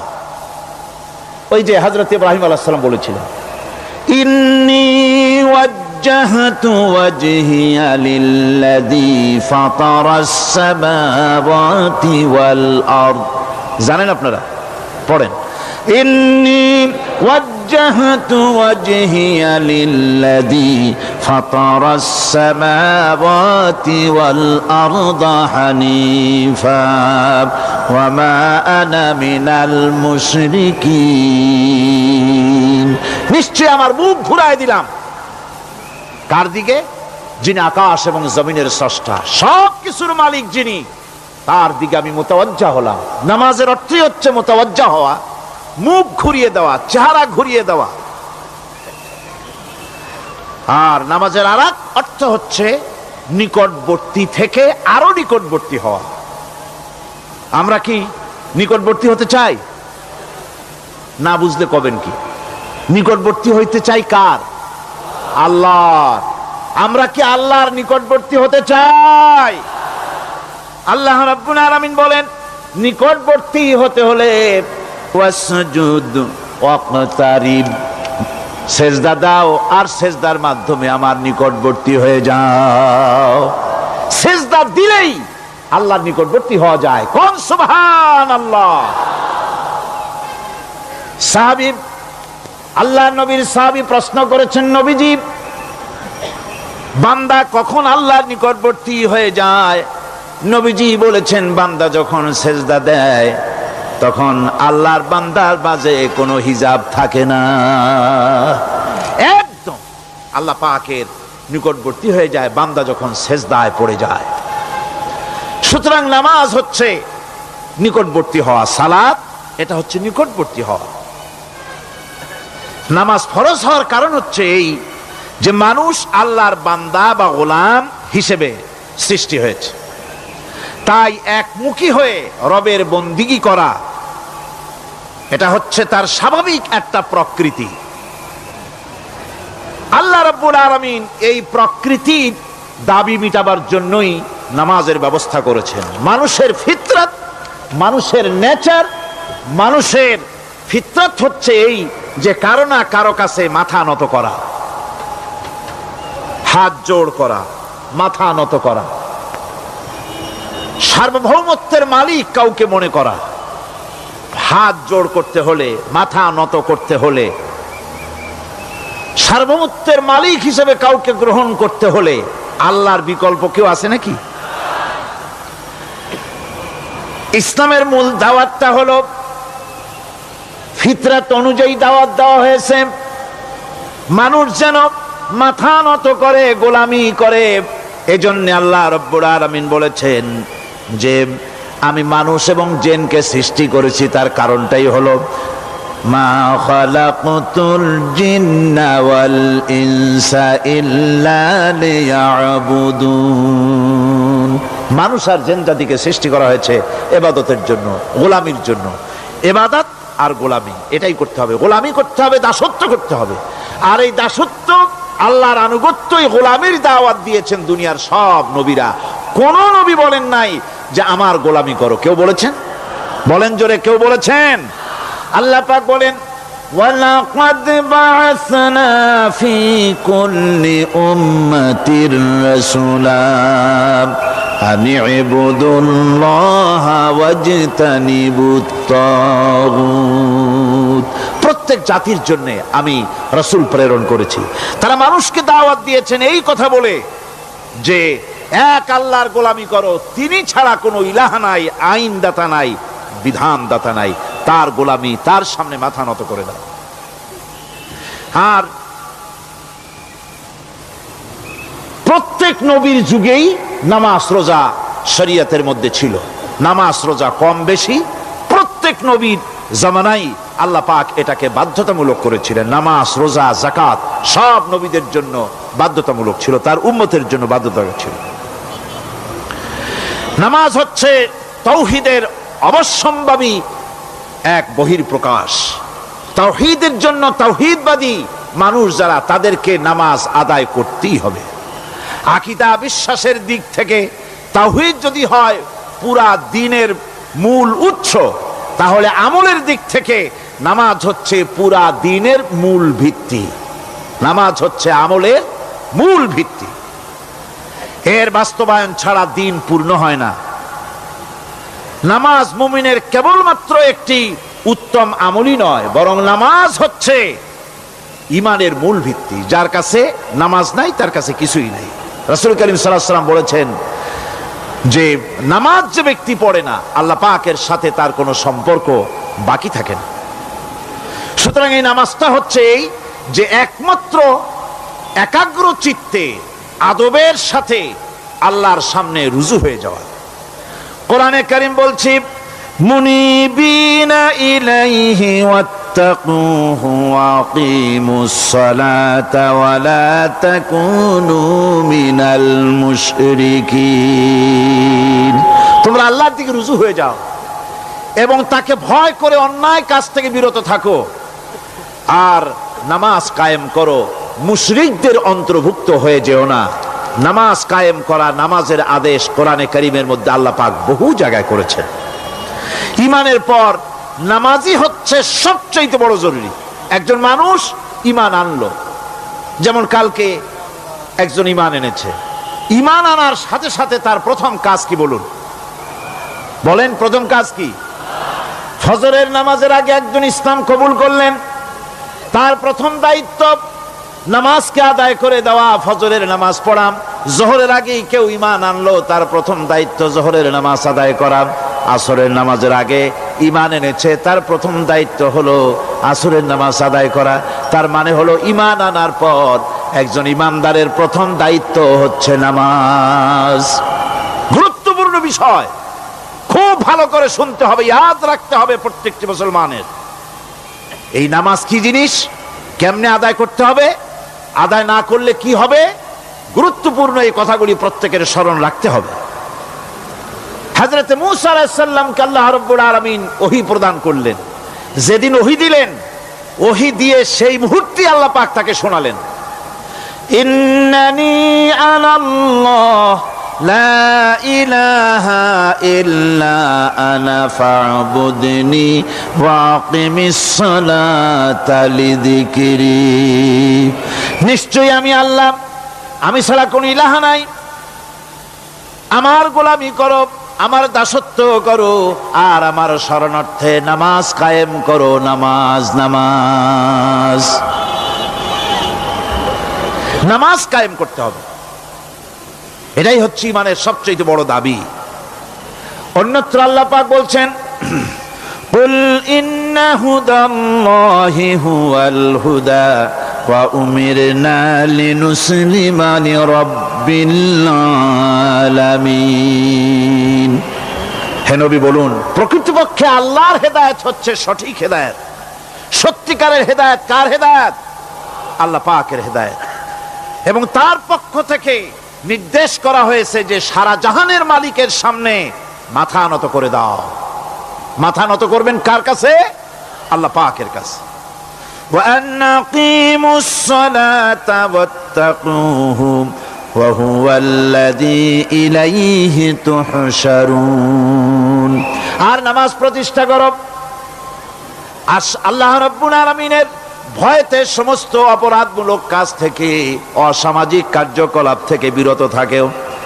আর একদিন মনে রেখো, তোমাদের সকলকেই আল্লাহ রাব্বুল আলামিনের দরবারে উপস্থিত হতে হবে।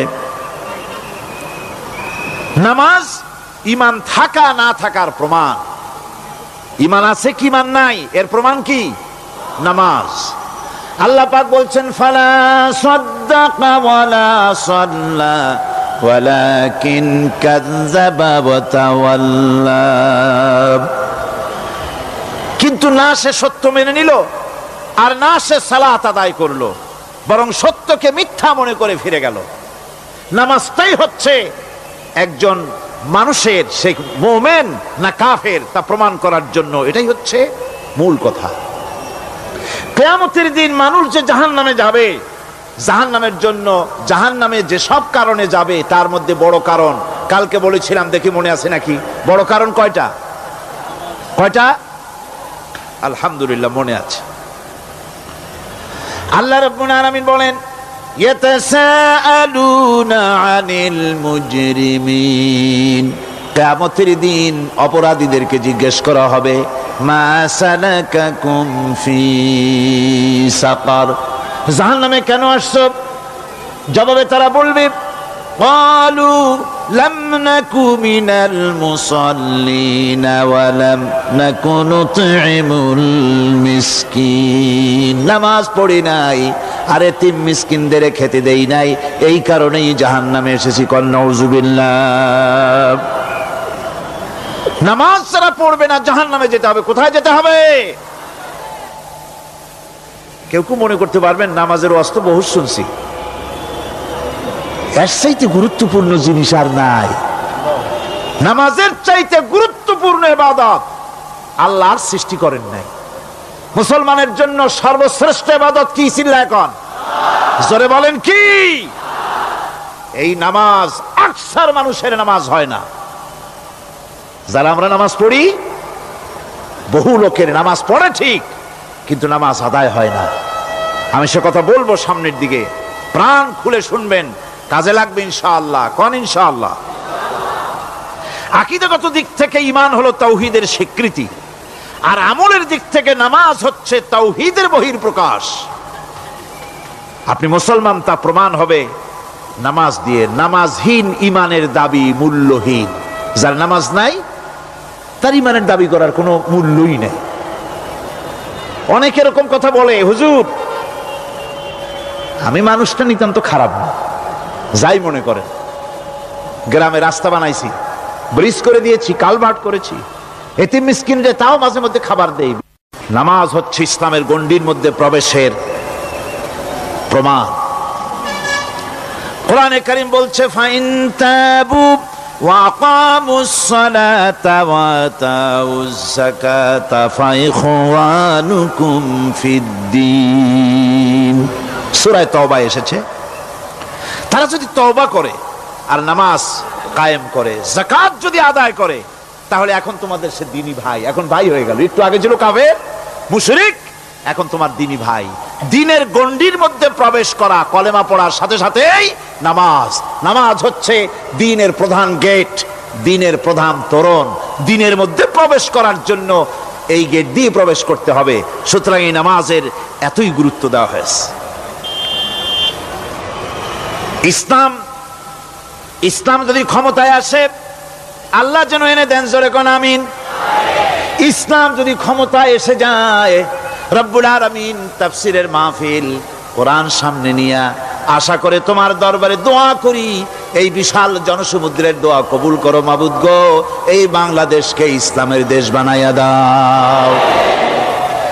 দেশটা যদি ইসলামের হয়ে যায়, আইন যদি আল্লাহর হয়, শাসন যদি সৎ লোকেরা করে, রব্বুল আলামিন কোরআন শরীফে বলেন, তাহলে তারা 4টা কাজ করবে। আল্লাযীনা ইম্মাক্কান্নাহুম ফিল আরদ আকামুস সালাতা ওয়া আতাউজ যাকাত ওয়া আমারু বিল মা'রুফি ওয়া নাহাউ আনিল মুনকার।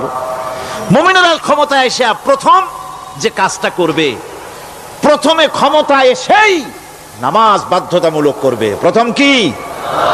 ওয়াজ নসিহতে অনুরোধ করা হবে না, বাবাজিরা আল্লাহর রাস্তায় নামাজটা পড়ে না।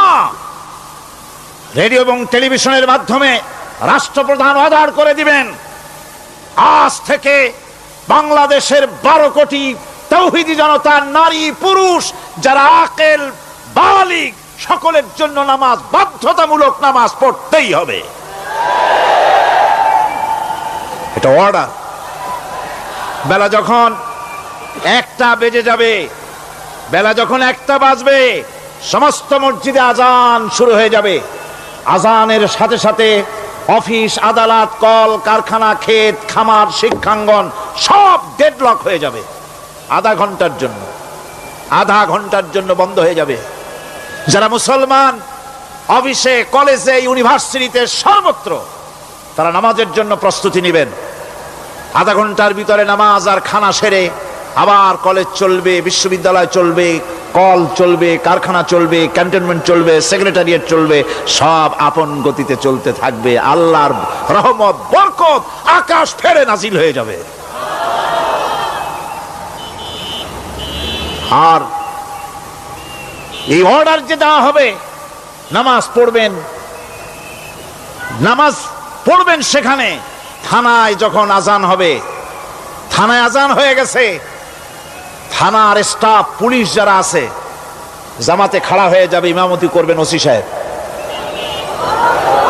এসপির অফিসে এসপি সাহেব ইমামতি করবেন, ডিসি সাহেব তার অফিসে ইমামতি করবেন, মন্ত্রী সেক্রেটারিয়েট ইমামতি করবেন, প্রেসিডেন্ট বঙ্গভবন ইমামতি করবেন, বিশ্ববিদ্যালয়ের ভাইস চ্যান্সেলরের ইমামতিতে সে জায়গার মুসলমান ছাত্র ছাত্রী, শিক্ষক শিক্ষয়িত্রী এক জামাতে নামাজ আদায় করবে। এই যদি হয় চিত্র দেশের, অপরাধ থাকবে? থানায় ওসি সাহেব নিজেই যদি জামাতের ইমামতি করেন, এইভাবে নামাজ আদায় করেন পুলিশদের নিয়ে জামাতে, ঘুষ আর খাবে তারা? এসপি সাহেবের অফিসে, ডিসি সাহেবের অফিসে মন্ত্রীরা যদি ভাবে নামাজ কায়েম করে, তাহলে কি অন্যায় অপরাধ কিছু থাকবে সমাজে? থাকবে না। সুতরাং নামাজ বাধ্যতামূলক করে দেওয়া হবে। নামাজ বাধ্যতামূলক, সকলকে নামাজ পড়তে হবে। নামমাত্র মুসলিম জাতির রাষ্ট্র ক্ষমতা গ্রহণ করাই হলো ইসলামী শাসন ব্যবস্থা নয়। ইসলাম ক্ষমতায় গিয়া অমুসলিমদের উপরে শাসন জারি করবে, আর অন্যান্য সরকারের মতো আমোদ ফুর্তি করে রাস্তাঘাট বানায় টানায় সিটে শুয়ে থাকবে, তা না। রাস্তা হবে, ঘাট হবে, কলেজ হবে, সব হবে, কিন্তু যারা মুসলমান তাদেরকে নামাজ পড়তে হবে। গোটা জনগণকে শাসক আর শাসিত উভয় গোলাম হবে আল্লাহ। উভয় গোলাম হবে কার? তখন প্রেসিডেন্টের বাবার ক্ষমতা নাই নিজের কোন আইন চালু করে, পার্লামেন্টের বাবার ক্ষমতা নাই ইসলামের বিরুদ্ধে টু শব্দটি করতে পারে। সেখানে শাসক আর শাসিত,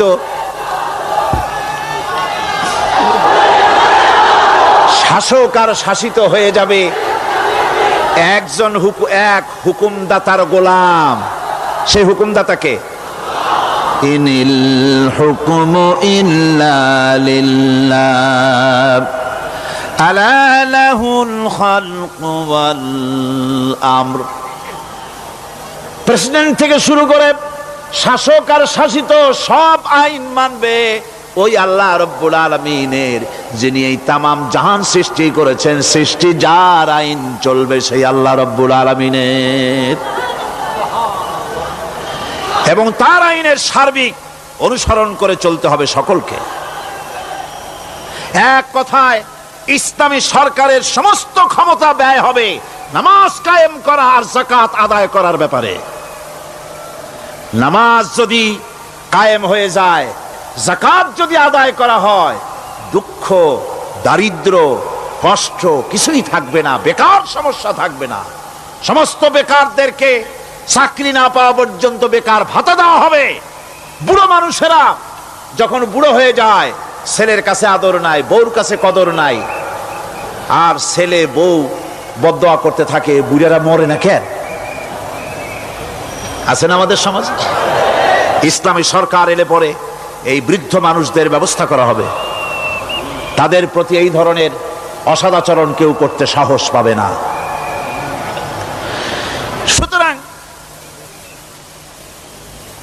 নামাজ প্রতিষ্ঠা এবং যাকাত আদায় হলেই সমাজের অন্যায় অবিচার যা আছে তার 12 আনাই বিলুপ্ত হয়ে যাবে। কোন আলহামদুলিল্লাহ। তখন চাকরিতে প্রমোশন হবে নামাজের ভিত্তিতে। এখন প্রমোশন হয় কে কত ঘুষ খাইতে পারে, কে কত সরকারের দালালি করে বিবেকের বিরুদ্ধে বিরোধী দলকে বেশি করে পেটাতে পারে, এর উপরে ভিত্তি করে প্রমোশন হয়।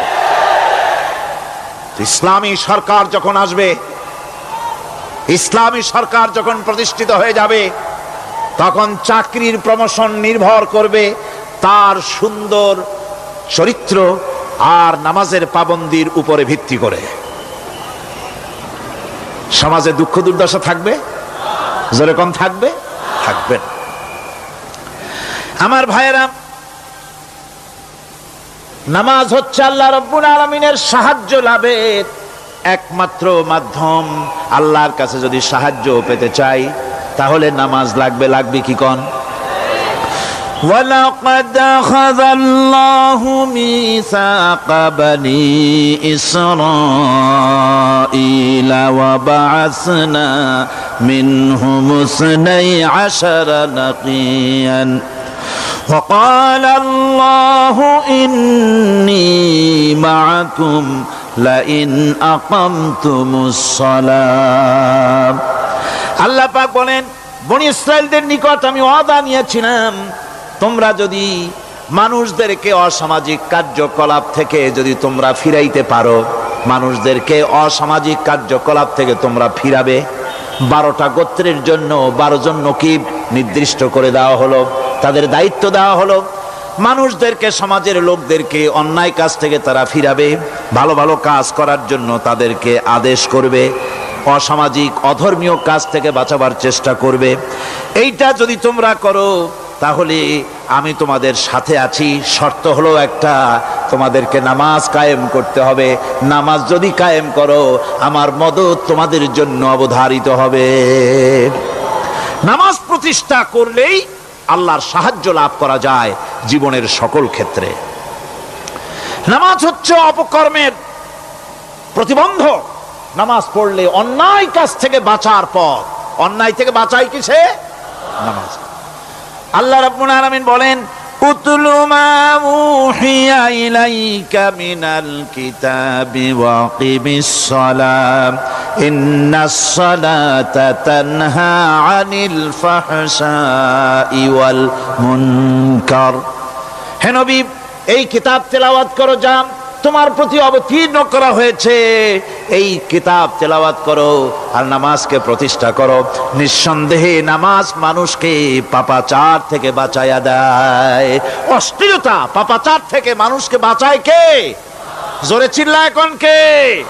নামাজ। এই নামাজ মানুষকে অন্যায় কাজ থেকে বাঁচায় দেয়। নামাজ যে মানুষকে অন্যায় কাজ থেকে বাঁচায়, কেমনে বাঁচায়? আমরা যে নামাজ পড়ি, এই নামাজে তো আমাদেরকে অন্যায় কাজ থেকে বাঁচাইতে পারে না। নামাজি বহুত মানুষ আছে অন্যায় করে, করে কিনা কোন? না করে না? করে। নামাজি অথচ অন্যায় করে। আর আল্লাহ বলছেন নামাজিকে, নামাজ তাকে অশ্লীলতা থেকে ফিরায়। তাহলে কথা কারটা ঠিক? আল্লাহরটা। জোরে বলেন, কারটা ঠিক? অবশ্যই আমার আল্লাহর কথা হক। আমি ভুল করতেছি, আমি যেন কোথাও ভুল করতেছি, সামথিং ইজ রং, কোথাও যেন আমরা ভুল করে বসতেছি, সেই ভুলটা কি আমরা আবিষ্কার করতে চেষ্টা করবো ইনশাআল্লাহ। প্রথম যে কথাটা সেটা হচ্ছে এই যে আমরা যা নামাজে পড়ি আমরা তা বুঝি না। কথা ঠিক কিনা? আমি যদি এখন প্রশ্ন করি সামি আল্লাহু লিমান হামিদা অর্থ কি কোন, ফার্স্ট ডিভিশনে কয়েকটা লেটার নিয়ে ফেল করবেন এরকম লোক আছেন না নাই? সুবহান রাব্বিয়াল আলা অর্থ কি জানি না, সুবহান রাব্বিয়াল আযীমের অর্থ কি জানি না, দোয়া কুনুত অর্থ কি জানি না, তাশাহুদ অর্থ কি জানি না, সূরা ফাতিহার অর্থ কি জানি না। এমন কি উযুর মধ্যে কয়টা ফরজ তাও অনেকের জানা নাই। কথা কি বেশি বললাম না ঠিক বলছি? একজনে জিজ্ঞেস করলো, মিয়া উযুতে কয় ফরজ? কয় হুজুর কি মনে করেন এটা বুঝি জানি না, এটা তো সাধারণ ব্যাপার, বলেন না কয় ফরজ? কয় উযুতে তো 17 ফরজ। কি কি? কয় হাত ধোয়া, পাও ধোয়া, মুখ ধোয়া, নাক ধোয়া, চোখ ধোয়া, জিহ্বা ধোয়া, মাথা ধোয়া। বলতে বলতে গুনে দেখা গেল প্রায় 19টার মতো বলছে। বলা হলো, মিয়া বললেন আপনি উযুতে ফরজ 17টা, কইলেন আপনি 19টা। কয় হুজুর জানি আরো, বলি না আপনাদের ভয়তে। উযু জানে না, নামাজ জানে না, তাকে এই নামাজ কেমনে ফিরাবে অন্যায় কাজ থেকে? কথা বুঝতে পেরেছেন? নামাজে কি পড়ি? নামাজে দাঁড়ায় গেলাম, আল্লাহু আকবার অর্থ কি? চিল্লায় কন্না আল্লাহু আকবার। এরকম না, মুসলমানের মতো গলা ছেড়ে দিয়ে চিৎকার দিয়ে বলেন আল্লাহু আকবার। এই আল্লাহু আকবার, আল্লাহ সর্বশ্রেষ্ঠ, তার চাইতে বড় আর কেউ নাই। এই কথা দিনরাত 24 ঘন্টার ভিতরে শত শতবার বলি, একবার দুইবার না, শত শতবার বলি আল্লাহ সর্বশ্রেষ্ঠ। এই কথা বলার পরেও মনের মধ্যে অন্য কেউ বড় হয়, আল্লাহর বড়ত্ব যেভাবে মুখ দিয়া বলি ওইভাবে কার্যত পালন করি না। নামাজে আল্লাহু আকবার বললাম, এরপরে সানা পড়লাম, তারপরে সূরা ফাতিহা পড়লাম। সূরা ফাতিহার ভেতরে যে সমস্ত কথাগুলি বললাম সেই কথাগুলি বুঝি না, কি বলেছি তাও জানি না। এরপরে সুবহান রাব্বিয়াল আলা বলেছি, সুবহান রাব্বিয়াল আযীম বলেছি, সামি আল্লাহু লিমান হামিদা বলেছি, অর্থ কি জানি না। আল্লাহ তা শুনতে পান, যে ব্যক্তি আল্লাহর প্রশংসা করেন তিনি তা শুনতে পান। নামাজের মধ্যে আইডিয়া দেওয়া হচ্ছে, তুমি যে আল্লাহর জন্য নামাজ পড়তেছো, প্রশংসা করতেছো, এটা এমন নয় যে আল্লাহ পাক দেখছেন না বা শুনতেছেন না। তুমি যা বলতেছো, প্রশংসা করতেছো, আল্লাহ পাক তা শুনতে পাচ্ছেন। সামি আল্লাহু লিমান হামিদা। সুবহান রাব্বিয়াল আলা। আমি মহান সর্বশ্রেষ্ঠ আল্লাহ রাব্বুল আলামিনের পবিত্রতা ঘোষণা করছি, আমি তার প্রশংসা করছি। সূরা ফাতিহার কি আমরা বলি আপনারা ব্যাখ্যা দেখে বুঝে নিয়েন, সেগুলি আমি এখানে বলে বাকি কথা সব শেষ করতে পারবো না। এরপরে আমরা নামাজের মধ্যে দোয়া কুনুত পড়ি। সেই দোয়া কুনুতে যে কি ওয়াদাটা করি, অন্তত আমার তো মনে হয় সাধারণ মানুষের মধ্যে 99.9 লোকেরা জানে না দোয়া কুনুতে কি পড়ে, অর্থ বোঝে না। দোয়া কুনুতের মধ্যে বলা হচ্ছে, আল্লাহুম্মা ইন্না নাস্তাঈনুকা, আয় আল্লাহ আমি তোমার কাছে সাহায্য চাই। কার কাছে সাহায্য চাই? আল্লাহর কাছে সাহায্য চাই। নামাজের ভিতরে বলতেছেন, এই কথা যদি অর্থ আপনি জানতেন যে তোমার কাছে সকল ব্যাপারে সাহায্য চাই তোমার কাছে, এই কথাটা যদি মনে প্রাণে বুঝতেন, তাহলে দুনিয়ায় কোনো মাজারে গিয়া মরা জিন্দা মানুষের কাছে গিয়া নিজের ছেলে মেয়ে চাইতেন না, চাকরির উন্নতি চেতেন না। আপনি নামাজের ভিতরে বলতেছেন আপনার কাছে, আয় আল্লাহ আপনার কাছে সর্বপ্রকারের সাহায্য আপনার কাছে চাই। নামাজের ভিতরে কিসের মধ্যে বলতেছেন? বিশ্বাস যদি করতেন, যদি বুঝতেন, তাহলে যত বড় পীর আসুক দেশ থেকে আর বিদেশ থেকে, সন্তান চাওয়ার জন্য পাগল হয়ে পায়ের উপরে পড়ে থাকতেন না, আল্লাহর কাছেই চাইতেন। কার কাছে চাইতেন? এরপরে বলতেছেন, আস্তাগফিরুকা, তোমার কাছে ক্ষমা চাই, গুনাহ করেছি, অনেক গুনাহ করেছি, তোমার কাছে ক্ষমা চাই, কারণ সাহায্য করতে পারো তুমি, গুনাহও মাফ করতে পারো তুমি। গুনাহ মাফ করার ক্ষমতা কি আছে পৃথিবীর কারো? আকাশে জমিনে আল্লাহ ছাড়া মানুষের গুনাহ কেউ মাফ করতে পারে? এরপরে বলতেছি, অনুমিনু বিকা, আয় আল্লাহ আমি তোমার উপর ঈমান এনেছি, পরিপূর্ণভাবে তোমার উপরে ঈমান এনেছি, ওয়া নাতাওয়াক্কালু আলাইক, আর তোমার উপরেই কেবলমাত্র ভরসা করেছি। ঈমান এনেছি তোমার উপরে, ভরসা করছিও তোমার উপরে। এই কথাগুলি যদি আমরা বুঝতাম, তাহলে আত্মাটা বড় হয়ে যেত, মাথাটা আল্লাহ ছাড়া কারো সামনে নত হতো না। ঠিক না বেটি? আল্লাহ ছাড়া কারো সামনে মাথা নত হতো না। আল্লাহর উপরই ভরসা, তোমার উপর ভরসা করছি, তোমার উপর ঈমান এনেছি। এরপরে বলছি, ওয়ানুসনি আলাইকাল খায়র, সর্বপ্রকার কল্যাণের সাথে তোমার প্রশংসা করতেছি। ওয়ানাশকুরুকা, আর তোমার কৃতজ্ঞতা স্বীকার করছি, আমি তোমার শুকর আদায় করি, সর্ব ব্যাপারে তোমার শুকর আদায় করি। আর কি করি? ওয়ালা নাকফুরুকা, আমি কুফরি করি না, অকৃতজ্ঞ নই, আমি তোমার কৃতজ্ঞ বান্দা, আমি অকৃতজ্ঞ নই। একথা আপনি নামাজের মধ্যে বলেন, কিন্তু কৃতজ্ঞতা স্বীকার করেন না। আল্লাহ যে ছেলে দিয়েছে শুকর আদায় করেন না, আল্লাহ যে সুন্দরী বউ বা ভালো বউ দিয়েছেন শুকর আদায় করেন না, আল্লাহ সন্তান দিয়েছে শুকর আদায় করে না, আল্লাহ রাব্বুল আলামিন চাকরি দিয়েছেন, বাড়ি দিয়েছেন, জায়গা দিয়েছেন, জমিন দিয়েছেন, যৌবন দিয়েছেন, স্বাস্থ্য দিয়েছেন, শুকর আদায় করে না। আল্লাহ পাক বলেন, বান্দারে যে অবস্থায় থাকো শুকর আদায় করো। লা ইন শাকারতুম লাযীদান্নাকুম ওয়া লা ইন কাফারতুম ইন্না আযাবী লাশাদীদ। আমার নিয়ামতের শুকর যদি আদায় করো আমি বেশি করে বাড়ায় দেব, আর যদি শুকর আদায় না করো তাহলে মস্ত বড় শাস্তি রেখে দিয়েছি। সব ব্যাপারে শুকর আদায় করো, আমার নিয়ামতের শুকর আদায় করো। চোখ দিয়া দেখতে পাও, কও আলহামদুলিল্লাহ। মুখ দিয়া কথা বলতে পারো, কও আলহামদুলিল্লাহ। যা খাও মজা লাগে বলো আলহামদুলিল্লাহ। কাজ করতে পারো বলো আলহামদুলিল্লাহ। সব ব্যাপারে আল্লাহর শুকর আদায় করতে হবে। শুকরিয়া আদায় করলে রব্বুল আলামিন তারে আরো বাড়ায় দিবেন। এই কথাই বলতেছি, আল্লাহ শুকর করি আর তোমার সাথে আমি কুফরি করি না, কৃতজ্ঞ আমি নই। ওয়া নাখলাউ ওয়া নাতরুকু মান ইয়াফজুরুকা, আর আমি ওয়াদা করতেছি এই কথা, তোমার সাথে যারা প্রকাশ্য দুশ্মনী করে, যারা প্রকাশ্য গুনার মধ্যে লিপ্ত আছে আর তোমার সাথে দুশ্মনী করে, ওদের সাথে আমার সমস্ত সম্পর্ককে ছিন্ন করে দিলাম। দেখছেন নামাজে কি কইলেন আপনি? আপনি নামাজে কত বড় কথা বললেন, ওয়া নাতরুকু মান ইয়াফজুরুকা। আয় আল্লাহ, আমি ওয়াদা করছি তোমার সাথে যারা দুশ্মনী করে, যারা প্রকাশ্য গুনাহ করে, তাদেরকে আমি পরিত্যাগ করছি, তাদের সাথে আমার কোনো সম্পর্ক নাই। এই কথা বলার পরে আপনার সম্পর্ক কার সাথে একটু চিন্তা করেন তো। আপনার বন্ধু কারা? ইলেকশন আসলে ভোট দেন কাদেরকে? কাদের চা খাওয়ান, কাদের চান্দা দেন? একটু চিন্তা করেন, অঙ্কের সাথে মিলায় নেন। তাহলে দেখুন, মুখে বলে এক কথা, কাজে করে আর একটা। আরে কি কয়? চিল্লায় কোন? আরে কি কয়? আর এই মুনাফিকি করতেছেন কার সাথে? আল্লাহর সাথে। কোন নাউজুবিল্লাহ।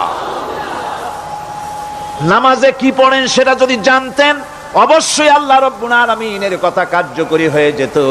ইন্নাস সালাতা তানহা আনিল ফাহশাই ওয়াল মুনকার। নামাজ মানুষকে পাপের কাজ, অশ্লীলতা থেকে ফিরাতে পারে। আল্লাহ ইন্না বসায়ছেন, নিশ্চয়ই, বেশক, অবশ্যই নামাজ পাপ থেকে ফিরাবে। কিন্তু কেমনে ফিরাবে নামাজ তো বুঝি না। নামাজ তো বুঝি না, খালি সেজদা দেয় জনমের মতো। আর সেজদা কি? নামাজে যদি দেখে ইমাম দেরি করতেছে, আত্তাহিয়াত পড়তে দেরি হয়ে যাচ্ছে, পিছন থেকে সিগন্যাল মারে, ঠিক কিনা? বেয়াদব, বেয়াদব। তোমার নামাজ, তোমার আত্তাহিয়াত আগে শেষ হয়েছে, তাতে কি হয়েছে? চুপ করে বসে থাকো। ইমামকে কাশি দিয়া সতর্ক করার অধিকার তোমার নাই। যদি ইমামকে সতর্ক করার জন্য কাশি দিয়ে থাকো, তোমার নামাজ ফাসেদ হয়ে যাবে। এটা ফাজলামি করার জায়গা না, এটা নামাজ। এর নাম কি? ধীরে সুস্থে নামাজ পড়তে হবে। অনেকে মসজিদটালে মনে করে জেলখানা, ঢুকতে যত দেরি, বেরোতে পারলে যেন বাসে যান ছটফট করে। সিনেমার মধ্যে গিয়ে ঘন্টার পর ঘন্টা বসে থাকে, খারাপ লাগে না?